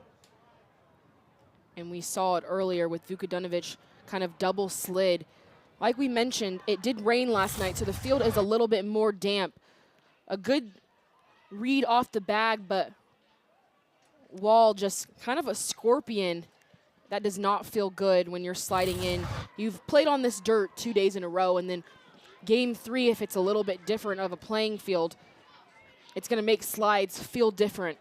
And you saw kind of her left kneecap. She went down, and normally the dirt kind of absorbs it. It bounced right back up. It was like a bouncy ball. It almost forced the momentum to kind of, lean her over. But nonetheless, she's got a stolen base, her 17th of the season, and the Jackets have another runner 120 feet away in scoring position.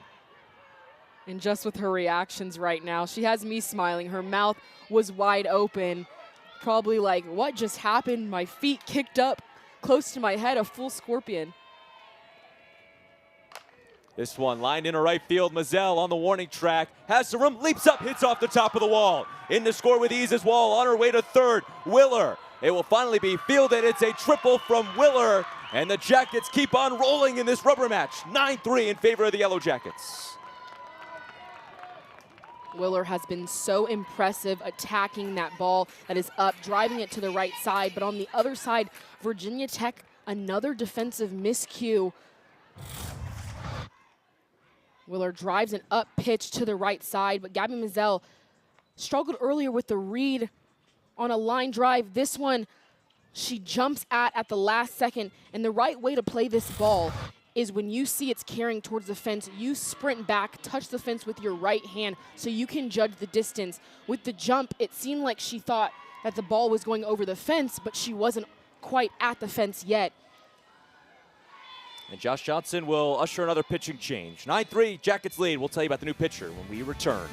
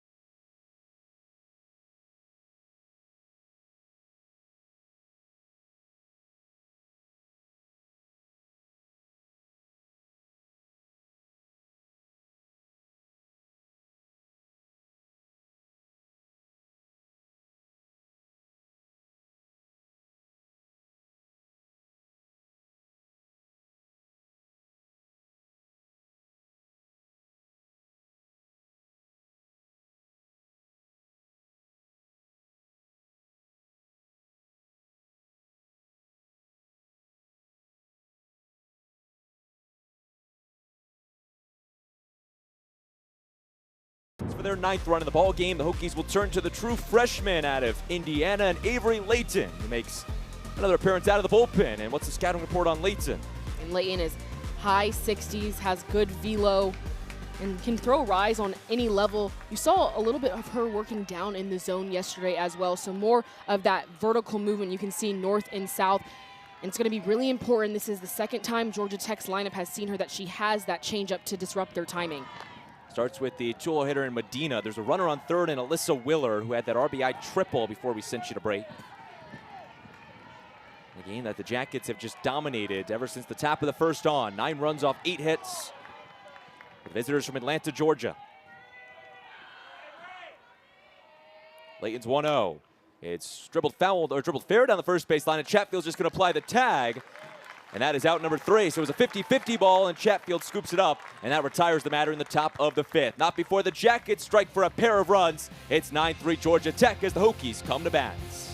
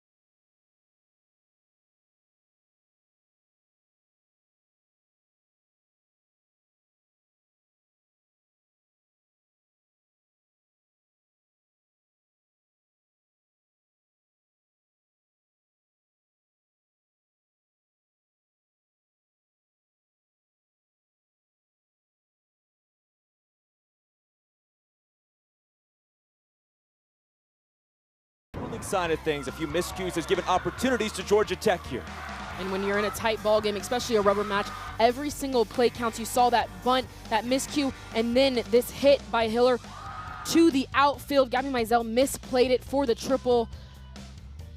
Just uncharacteristic by Virginia Tech. They have one of the best defenses in the ACC, but it's kind of been their kryptonite this series is their defense, which doesn't usually happen. So right now their offense having to put even more work in to be able to scratch across a few more runs. And you see the errors there, the miscues against Virginia Tech. And again, Georgia Tech has found the timely hitting, making Virginia Tech able to making Virginia Tech pay for the errors they're making. And it's kind of that debate of the timely hitting, something Georgia Tech struggled with on Friday night, and they've seen it the last 2 days, really excelling in that runners in scoring position, runners on base, and more importantly, the 2-out hitting for the Jackets. You're right. A lot of it has happened with 2 outs, and that just shows some fight of not backing down. And it's also harder to score runs with 2 outs because it takes base hits. But when you're putting the ball in play consistently, putting pressure on the defense, it works in your favor more times than not. 2-0 pitch, it's in there, called strike. Georgia Tech here today hitting 7 for 13 with 2 outs. That is a .584 average with 2 outs today. That's going to get the job done with 9 runs for Georgia Tech. They stand 6 outs away from their first series victory in Blacksburg since 2011. And Sydney Watts back out. Starting pitcher for Georgia Tech came out for a few batters as Kenley Hillary came in, pitched 2 2/3 innings. That gives the ball right back to Sydney Watts. And foul down the third baseline. It's now full. Does that make an adjustment for hitters when you see a starter, then you see another pitcher and have to see the starter again later in the game? It gives you a little bit more confidence as a batter, knowing that you can be timed up from the very first pitch of your at-bat. But Sydney Watts, I know she just came in the game, but it already feels like she's spotting that inside screwball a little bit more. So she's coming in as a different pitcher than they saw earlier in the game, so it makes adjustments a little bit more challenging. Payoff pitch, it misses in the dirt, ball 4. And it's a 6-pitch battle won by Abramovich, and the leadoff batter is aboard here in the 5th. It's the home crowd, something to cheer about. The Hokies now try to dig into this 6-run deficit in the bottom of the 5th. Kylie Aldrich sees Sydney Watts for the 2nd time today, popped out back in the 1st inning. So she snapped her on-base streak a night ago, trying to get back on base, takes the first pitch, called strike.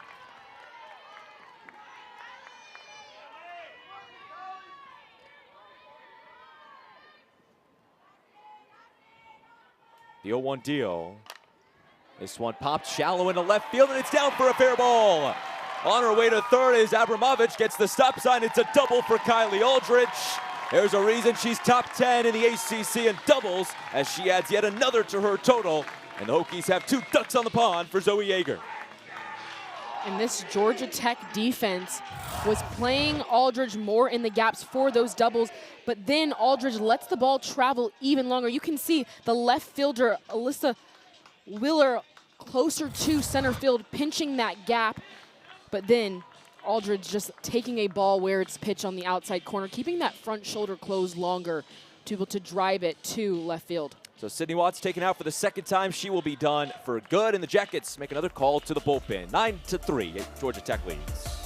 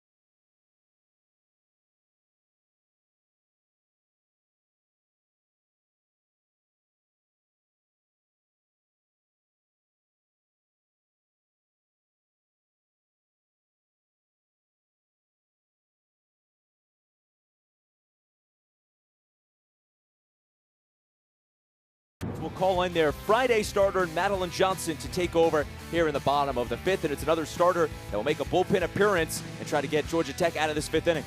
And we knew we were going to see Madeline Johnson. She's their go-to, their workhorse. You can see they're mid-60s, but has great spin. She can go vertical with that drop and her rise. And when we talked to Coach Morales for Georgia Tech, we asked her about her arsenal of pitches, and she told us that she can be almost 2 different pitchers starting on Friday and then also starting on Sunday, because she can work more up in the zone and more down in the zone on different days. Allowed 7 runs, 5 earned runs on Friday, and she sees Zoe Yeager the chance to do some major damage in the bottom of the 5th. It was a leadoff walk to Abramovich, and then a double by Kylie Aldrich, putting 2 runners in scoring position for the 5-hole hitter, Zoe Yeager. And Madeline Johnson, the 2nd most innings pitched by any ACC pitcher this year, trailing just Sierra Manis of Clemson. But it shows you a workhorse for Georgia Tech. Trying to work one last magical act here in the bottom of the 5th. Righty on righty affair as Yeager's 0 for 1 in the ball game. First pitch upstairs, ball number 1. And she's the workhorse, but she's only a sophomore. And Coach Morales talked a lot about her maturity and her growth from year 1 to year 2. And now she's kind of understanding that she's the go-to, the Friday night go-to, also coming in on Sunday. And she's really taken it. And she said in the nicest way, she's seen mean Madeline, of going right at batters and just competing every single game. Nickname for the hurler for Georgia Tech, given by her head coach, Eileen Morales. So that's interesting what you talked about traditionally, as you mentioned, Friday, Sunday starter, but they have the depth to kind of move things around on Sunday. When Johnson gets hit around on Friday, you can turn to Watts to throw again, playing the superstitious move of you win yesterday, you run with the same lineup and the same starter. Yeah, and Coach Morales did tell us that she's pretty superstitious, and you can definitely see that. But she also said that she knew the entire staff was going to have to pitch to be able to get a series win. And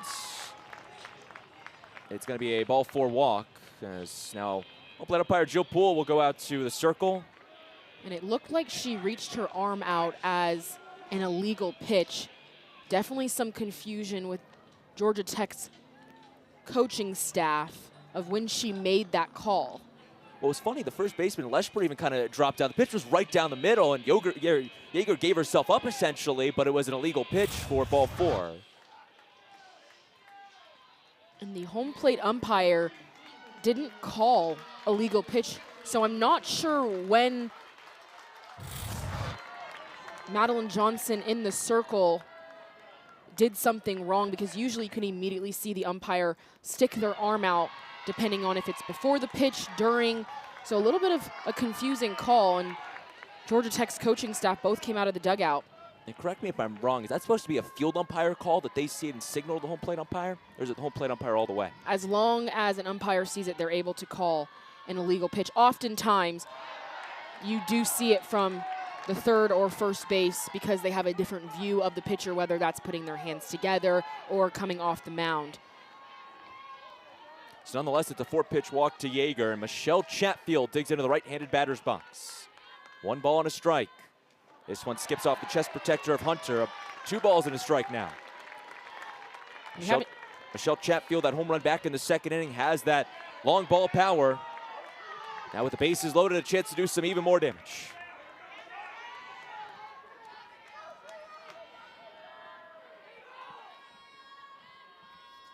Two one. Watches it go past her, 2-2. And you see a lot of takes on Johnson, the pitcher's screwball on the inside corner. She has a ton of strikeouts, looking top in the ACC in that department. It's just because her spin is so elite. The 2-2. This one lines, past the reach of Simon in the left field. 1 run scores. Here comes Aldrich that throws up the third base line. It's a 2 RBI single from Michelle Chatfield, and the Hokies get 2 back. It's a 4-run ball game here in Blacksburg.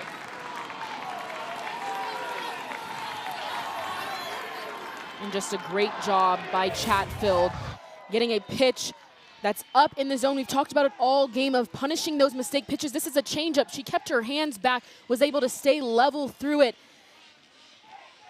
And because it was hit so hard and deflected off of the shortstop Simon's glove, it allowed 2 runs to score. But Chatfield was doing a great job of putting the pressure on Madeline Johnson with bases loaded.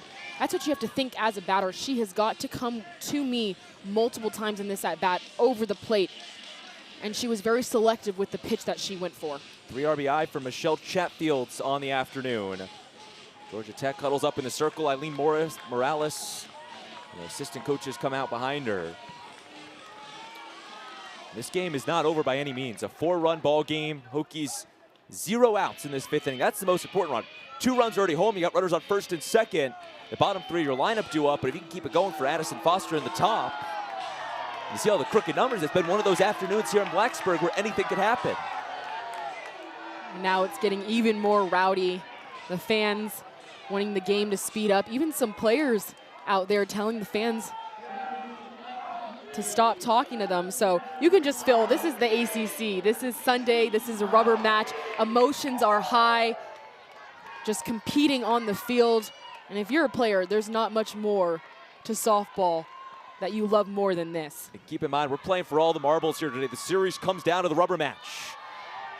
First pitch, Castine sees it's a ball, 1-0. Both teams jockeying for ACC positioning. They both want to win this one extremely bad to try to get their positioning up and start building their cases for the postseason committee.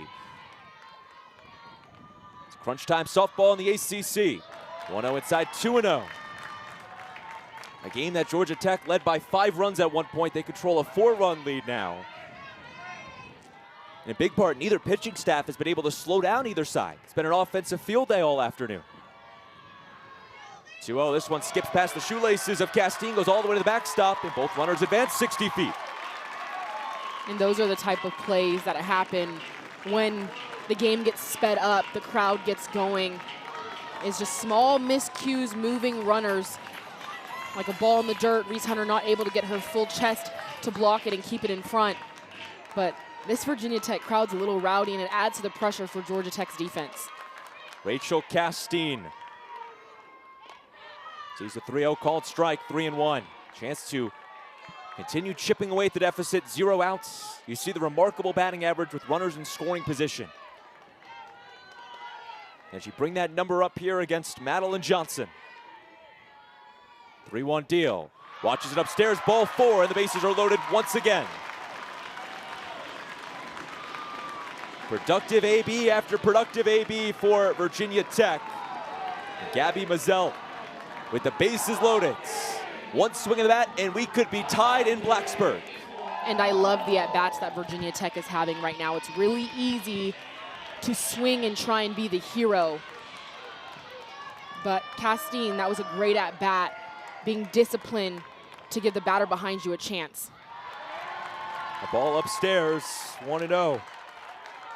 Mazzell, the freshman out of Raleigh, North Carolina, has 6 home runs on the season and a 400-plus batting average with runners in scoring position.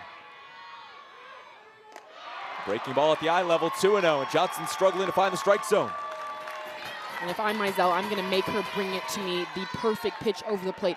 All the pressure is on Johnson at this point, and especially in this hitter's count 2-0, expect it.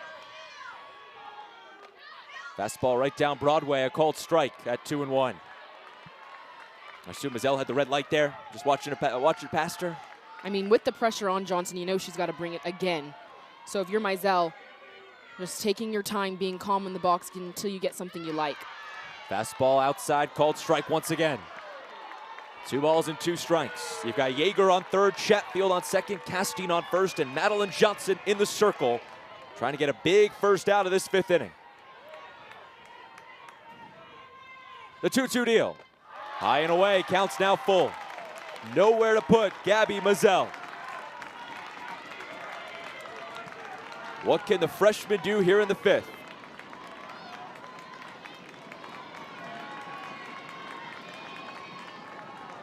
Fans get rowdy, the payoff pitch. It's golf foul off the screen, and the at-bat continues. And Johnson going to that changeup right there was pretty gutsy. She has been struggling, commanding the zone. So you kind of expected her to go to her bread and butter, that screwball in the inside corner, but just still trying to disrupt the timing even with a full count. Keep in mind, Mazzell did hit a grand slam against Liberty in the midweek, back on Wednesday. And she hit a second grand slam in this week. The payoff pitch just went grounded down the first baseline, stepped on first, they got to apply the tag, and Reese Hunter holds on to it for the double play. And now the plate umpire's breaking it up, but how about a double play? The first baseman goes off to Hunter and applies the tag for a pair of outs. And now the umpires are going to get together here. Again, the first baseman and Leschberg stepped on first, so that took away the forced out at home. They fired home to Hunter, knowing the situation, applied the tag on Yeager.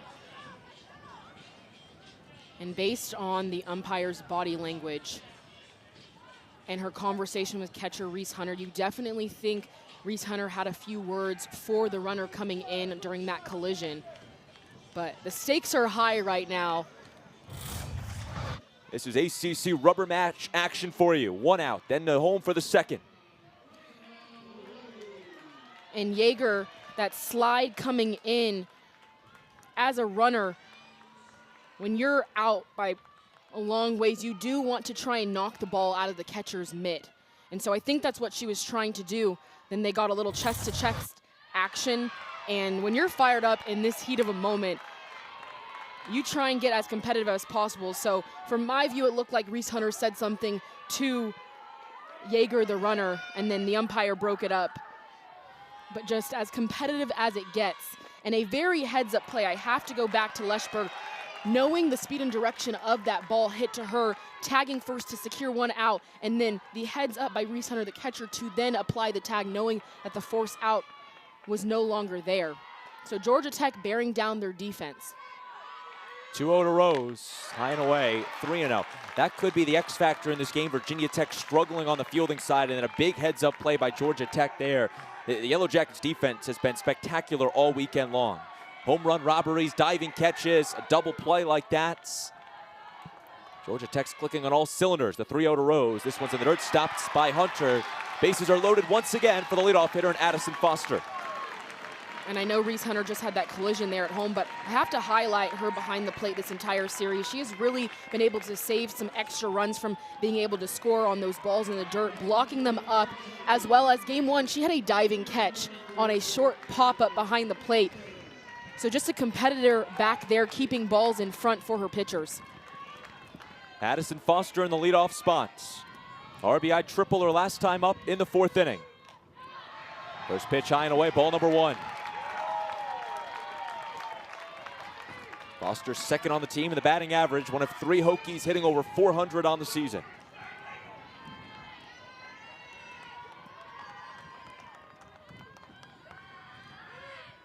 1-0, low and away, 2-0. And Johnson in the circle has really struggled on every single batter at trying to get ahead. She has great spin and movement on her pitches, but she's not able to go to her pitcher's pitches because she's getting behind and then having to come over the heart of the plate. Now, Virginia Tech hasn't had that clutch moment where they punish that mistake pitch. 2-0 pitch goes right down Broadway, called for a strike, 2-1. And that's the pitch I'm talking about. Of Virginia Tech hitters have to be ready for and punish. Johnson's having to bring it up belt high right over the heart of the plate, and that's the ball that you can drive out the park. Missing away, 3-1. Nowhere to put Addison Foster. Fans make some noise once again. Tying run at the dish. And the junior Stetson transfer. What can Foster do here in the 5th? The 3-1 deal. Pops this one up over to the second baseman Duffel, and she makes the catch for out number 3. Well, Georgia Tech faced bases loaded, no outs, and they get out of it not allowing any more runs. 9-5 where we stand after 5, and the Jackets come to bat when we return.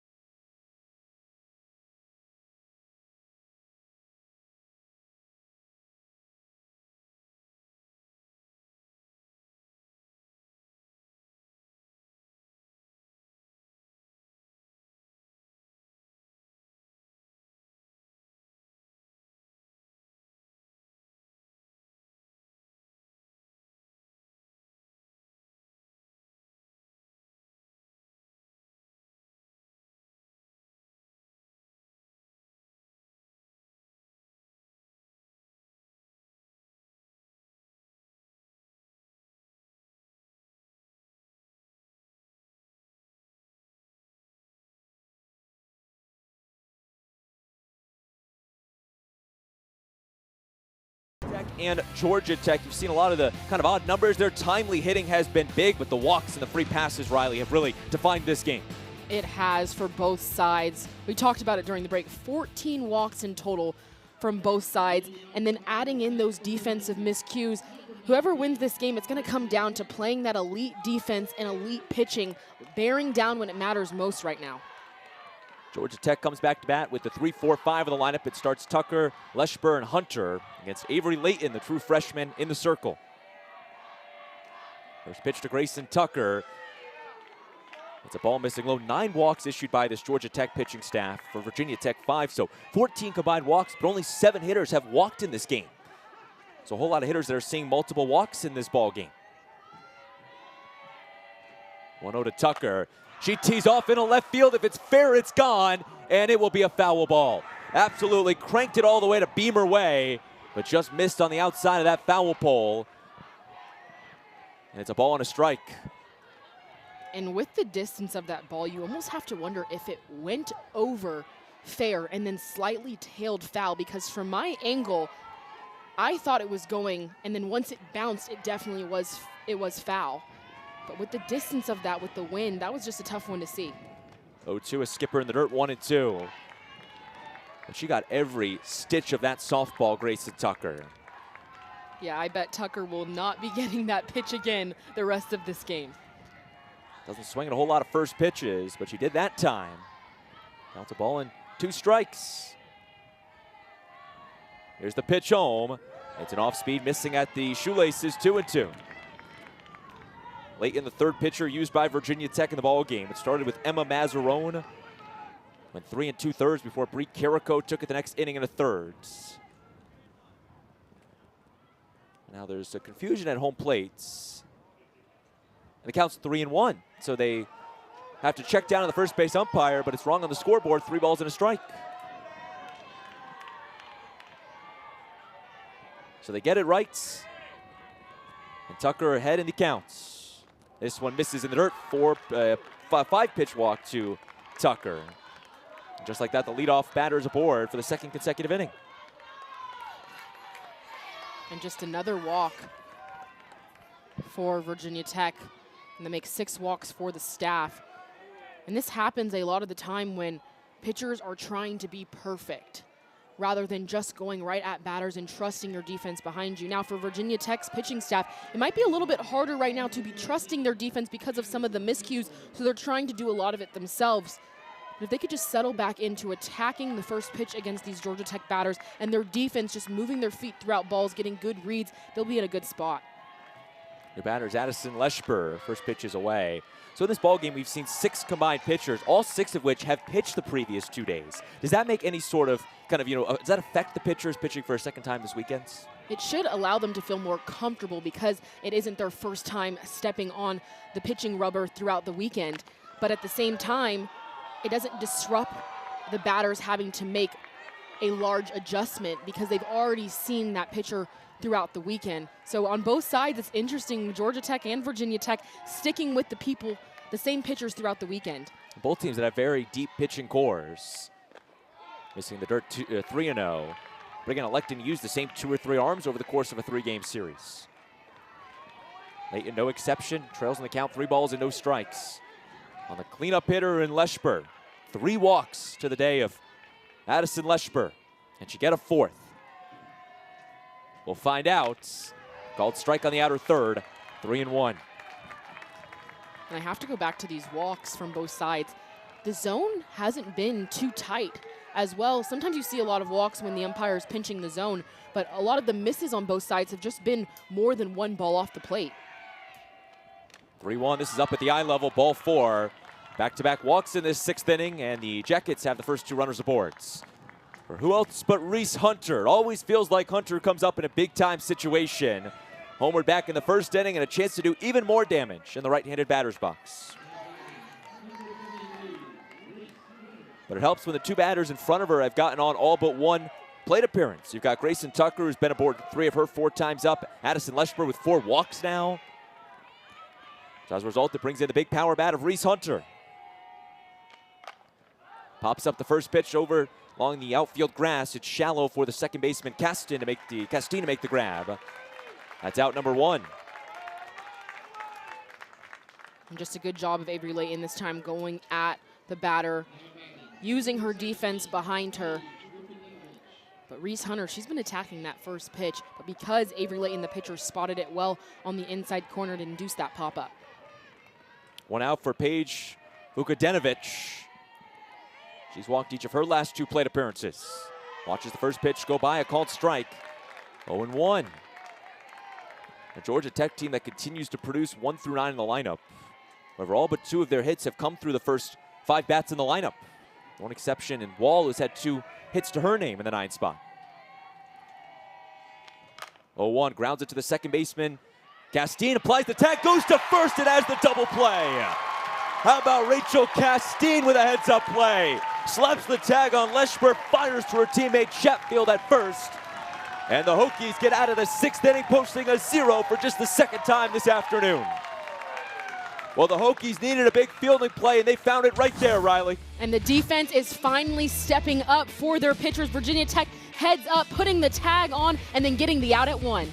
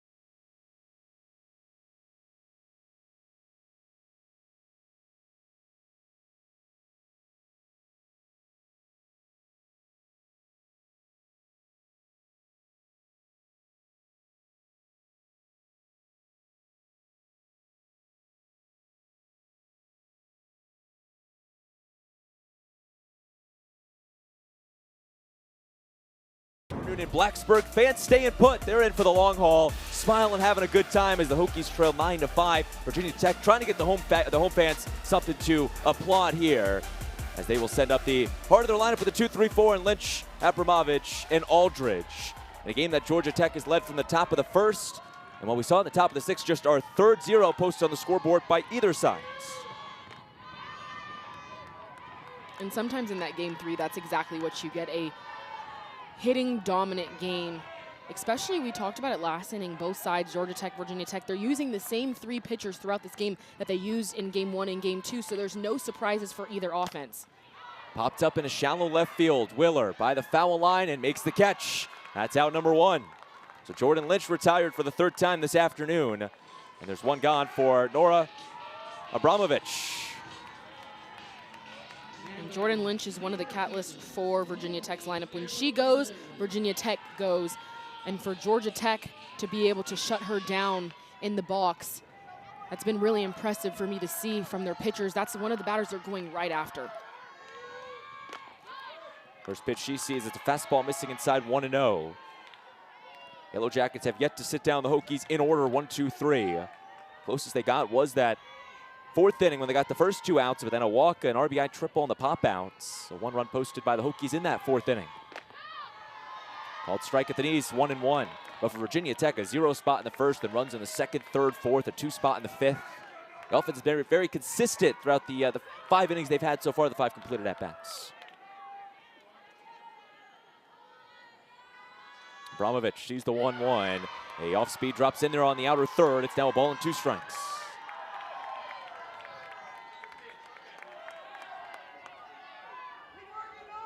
Madeline Johnson, for her first full inning of work, inherited a sticky situation in that 5th inning. 1-2 misses away. It's always tough for a pitcher to come in with the bases loaded, not a whole lot of outs, 0 outs on the scoreboard, but she worked out of it nicely, allowed just the 2 runs on the 2 RBI double by Michelle Chatfield, and left the bases loaded in the 5th inning. Yeah, it was a great job by Johnson, showing some composure in the circle. Popped up behind home plate. Reese Hunter loses the helmet, gives way to her 3rd baseman Tucker to make the grab along the infield dirt. And that is the 2nd out. So 2 easy-peasy routine catches for the Yellow Jackets, and Kylie Aldridge will try to spark a 2-out rally here in the 6th.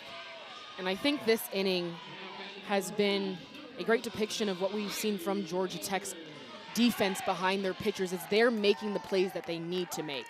Both of the pop-ups, great communication. That one from 3rd base, Grayson Tucker.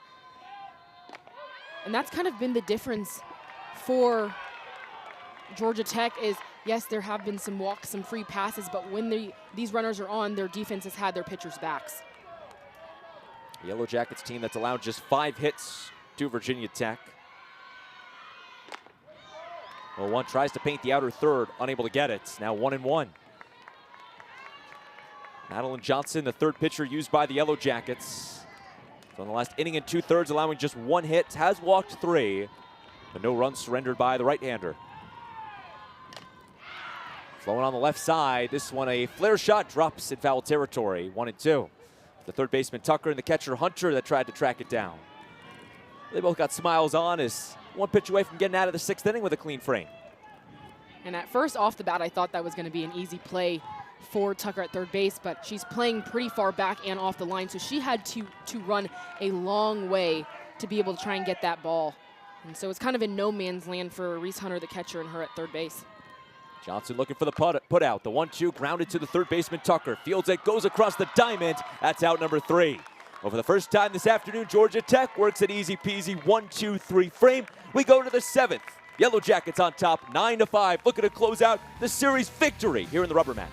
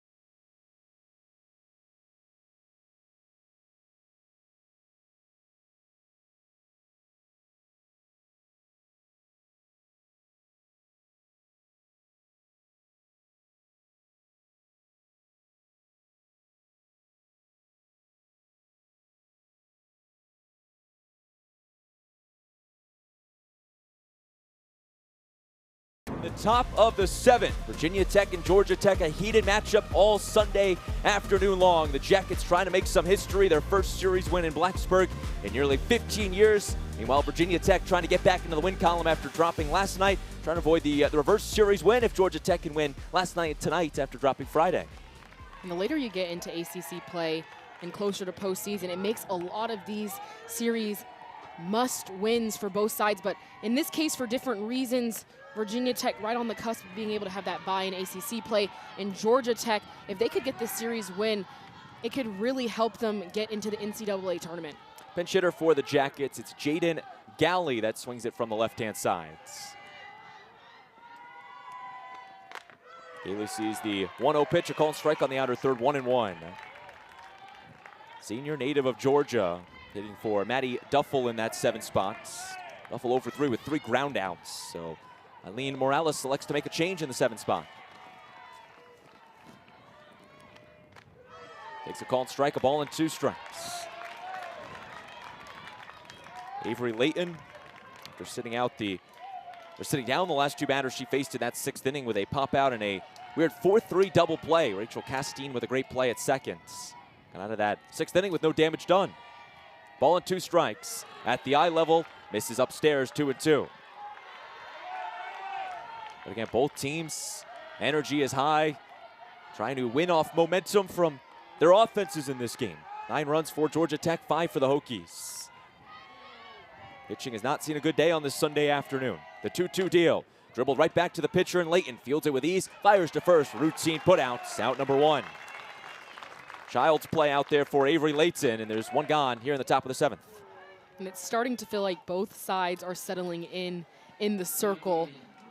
And it's starting with they're getting ahead of the batters with good pitchers' pitches and then stretching the zone even more. But we're kind of seeing the reverse. Usually earlier in the game, offenses haven't been able to get to the pitching staffs. Line into center field. Foster dives. Did she make another? Waiting for the call. Yes, she did. Foster is Superman out there in center. How about not 1, but 2 diving grabs? And that is a giant second out here in the 7th. And I just mentioned it, kind of the reverse happening earlier in the game, defensive miscues, but Foster has just been locked down all day. She was shifted over to the right side of second base, and just as soon as that ball was hit, her first step, creating that angle to the ball, allowing her to be in position to lay out for it, and that's gutsy, because if that ball gets past her as hard as it's hit with the speed of Simon, that could be down easily a triple. 1-0 pitch to Wall, tries to lay the bunt down, comes up empty, 1-1. So Foster, after she was shifting on that last pitch, she'll shift again here now. Kind of a huge hole on the right side for Wall at the plate. 2 singles already, the slap hitter. Not a threat necessarily to hit it into the outfield, but everyone kind of stacking that left side. 1-1, and this will be a foul ball hit off the end of the bats. Yeah, Virginia Tech in pretty classic slapper defense right now in the outfield. You have your left fielder and center fielder shifted more to the left side, trying to protect for that falling line drive that slapper's trying to poke into the outfield. Layton's 1-2 deal. Strike 3 swinging. How about Avery Layton getting out of the 7th inning, sitting down all 3 batters she faces, gives Virginia Tech's offense a chance to play walk-off kids. 9-5 our score after Avery Layton sits down the 9-hole hitter. Layton bearing down, going to her bread and butter down in the zone to get Ray Wall on the strikeout, giving Virginia Tech the momentum going in the bottom of the 7th.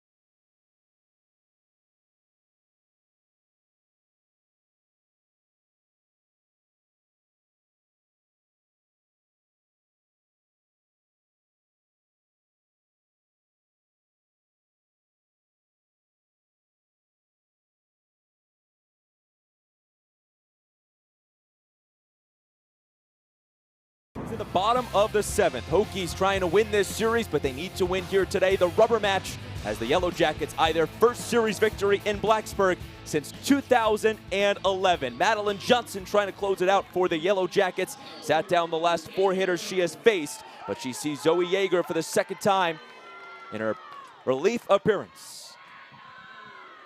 First pitch down Broadway, a called strike. It goes 6, 7, 8 for the Hokies. Yeager, Chatfield, and Castine. A Virginia Tech team that has not lost a home series to a team other than Florida State since 2021. So some history could be made on this Sunday in Blacksburg. Little number over to the shortstop, Simon. With ease, goes to first. That's out number 1. 2 more outs, all that separates Georgia Tech and a victory here on this Sunday afternoon. And Madeline Johnson has really settled in since she came in. That bases loaded jam, got out of it. But now she's attacking these Virginia Tech batters in her very first 1 and 2 pitches, which allows her to go up and down in the zone, which are her strikeout pitches, or also get soft ground balls like that one. First pitch to Michelle Chatfield, a called strike on the outer 3rd. Starts 0-1 to the Hokie first baseman. 2 for 3 in the game, 3 RBI on the day of Chatfield's.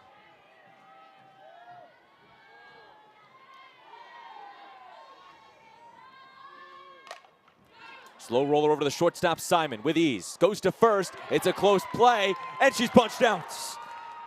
So Chatfield rolls over, and that is a 2nd out. It was a close play over there at first, unable to leg it out. And the Hokies are down to their final outs. You wonder if there's going to be a challenge on this, because to my bare eye, without the replay, I thought this was a really close play. It's a great job by Chatfield legging it out, but also the stretch from Leschberg there at first. First pitch to Castine, misses for ball. Keep in mind, Pete Demore has no challenges left. Unsuccessful in both of his 2 challenge attempts. So the Hokie head coach had no option to challenge it there. The game rests in the hands of Rachel Castine. The 1-0 deal. Fastball right in there, called strike, 1-1. And Johnson is working 3 speeds at this point. Her hard fastball takes a little something off for an off speed, and then has a changeup. So that was that 2nd off speed.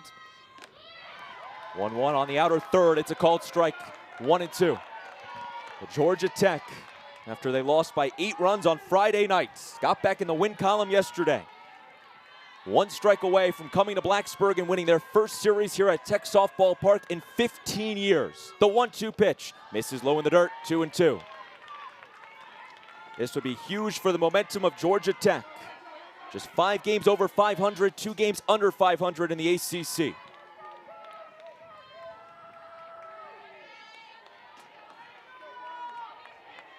Madeline Johnson toes the rubber. Chance to make some history. The pitch. Fastball, outer 3rd, no call, it's a ball. And that's just as close as it gets on that outside corner. Madeline Johnson doing a great job of painting it, being able to spot it, 1 ball, and move it with this 3-2 count. Payoff pitch in the dirt, ball 4. Castine reaches and the ball game extends to Gabby Mazel. And if you're Johnson right here, you know 1 swing of the bat can't beat you. So you should have that confidence going at Mazel. Runner on first, Hokies trail by 4 down to their final outs. Mazel 0 for 3 in the game, a ground out, a strikeout, and grounded into a double play. First pitch watches the breaking ball dip in there, 0-1. Ball game rests on her shoulders as the Hokies try to avoid losing their 2nd straight for just the 2nd time this season. 0-1, out and away, 1-1.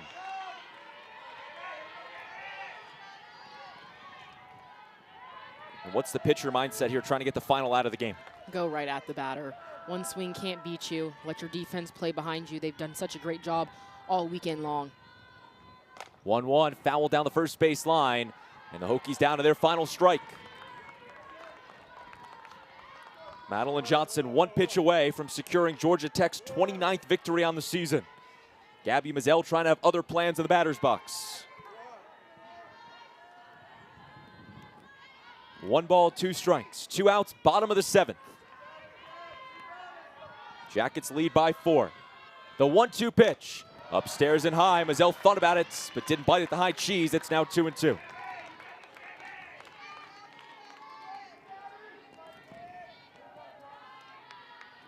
Anticipation builds right back up. Deuces or wilds. The 2-2 pitch. This one lined into left field, chasing it back. Willer, she looks up. It is out of here. Gabby Mazel with a 2-run home run. And the Hokies fend off extinction for at least another batter as it's a 9-7 ball game. And Mazel all game has had some really clutch at-bats, seeing a ton of pitches, which gives her information later in the game. This one, a changeup out the hand of Johnson. Look how low her back knee was able to get to drop down and be able to launch that ball. She created all the power using her rotational force on that changeup.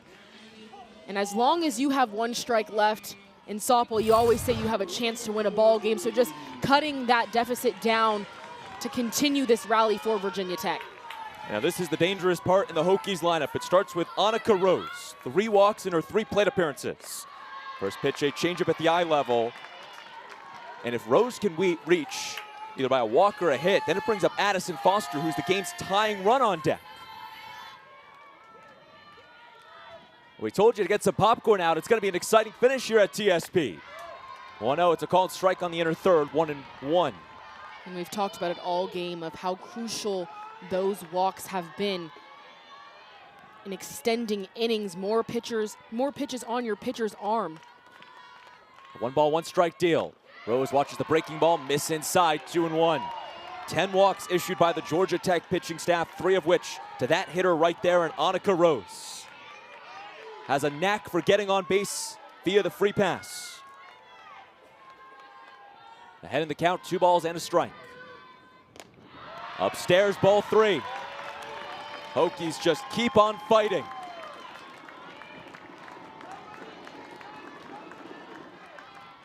Righty on righty matchup. 3 balls and a strike. Johnson trying to avoid issuing an 11th walk by the Jacket staff here today. 3-1 deal. Rose shows bunt, pulls it back. It's ball 4. 5-pitch walk. And here comes Addison Foster as the game's tying run. This will force a circle meeting by Georgia Tech. And you have to assume that you're just trying to calm the nerves if you're Georgia Tech in the circle. Definitely. You can feel the energy rising. You came into this inning with a 4-run lead. Then that home run by Mazel, extending this game. The defense has had Georgia Tech's pitching staff's back the entire weekend. And so as a pitcher, you have to have confidence in that, in going right at batters and locating and hitting your spot. So that's definitely the conversation right now for Madeline Johnson, is hit spots, because those mistake pitches are what hurts you over the heart of the plate. But if you can spot it, your defense has your back.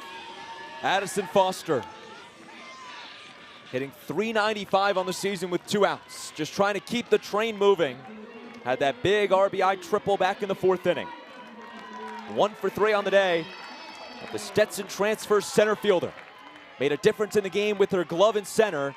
Trying to be the difference maker with the bat in her hands. First pitch misses at the eye level, 1-0. And when Madeline Johnson works ahead, she has had so much success. It's when she gets behind and she's forced to throw more of those horizontal pitches rather than her best pitches when they go vertical up and down in the zone. Called strike on the outer third, a ball and a strike to Foster. Hokies have brought 5 hitters up to the dish. They started with back-to-back groundouts. Virginia Tech's been down to their last out for the last 3 hitters. A walk, a 2-run home run, and a walk. 1-1 fastball, unable to locate. Now 2-1. And keep in mind, on deck for Virginia Tech, you have the team's leader in batting average, home run, second on the team in RBI, in the form of Jordan Lynch. But first, you got to go through Addison Foster, who cannot come in and out. Hokies have to play perfect. 2-1 inside, gets out of the way of it, 3-1. And as a batter, I'm surprised that Foster didn't let that pitch hit her to then allow Lynch to come up being the winning run, especially on a changeup as a batter. I'm going to let it hit me, take my bag. 3-1 hits off her helmet, and she will go down to first base. The tying run is aboard, and now the game-winning run steps up to the plate in the form of Jordan Lynch. Well, free passes are a killer, and Jordan Lynch went yard in the third inning. Does she have one more long ball in her? Jordan Lynch has been outstanding all year, but that at bat in the third, that home run on a changeup, she's seeing it so well, able to make quick adjustments. And so she's seen Madeline Johnson already in this series and in this game. You know she's going to have her best at bat of the weekend right now. 3 home runs in the last 4 games. A walk-off home run Friday night, 2-run home run to induce the run rule. Can Jordan Lynch walk it off for a second time this weekend? Pete Demore looks on. His team trails by 2 runs. The tying run stands on first. The game-winning run at the plate in Jordan Lynch. 15 homers on the season. First pitch, a fastball, called strike on the outer third, and Johnson able to get ahead. And that's when she works most effectively, is that first or second pitch getting ahead of Virginia Tech's batters. No balls and a strike. The pitch, fouled off the screen, and Virginia Tech down to their final outs. So the Hokies have been down to their final outs for the last 4 batters, and now they're down to the final strike once again. And Jordan Lynch, she showed that she can hit that changeup low in the zone. So right now, it's really important that Johnson understands with 2 strikes to throw a ball, throw it off the plate. 0-2 outside, off the plate, doesn't get a bite from Jordan Lynch. Hokies down to their final strike for the 3rd time here today, as Madeline Johnson needs just 1 more pitch to get back on the bus with a series victory. For the first time in 15 years, the Jackets win here in Blacksburg. The 1-2 deal. Popped foul down the third base line, and the ball game continues. And Lynch just such a great job of battling with 2 strikes. We talked to Coach Demore about it coming in to this series, and he says she just has such a great plan with 2 strikes, and you can tell fouling pitches off. 1 ball, 2 strikes.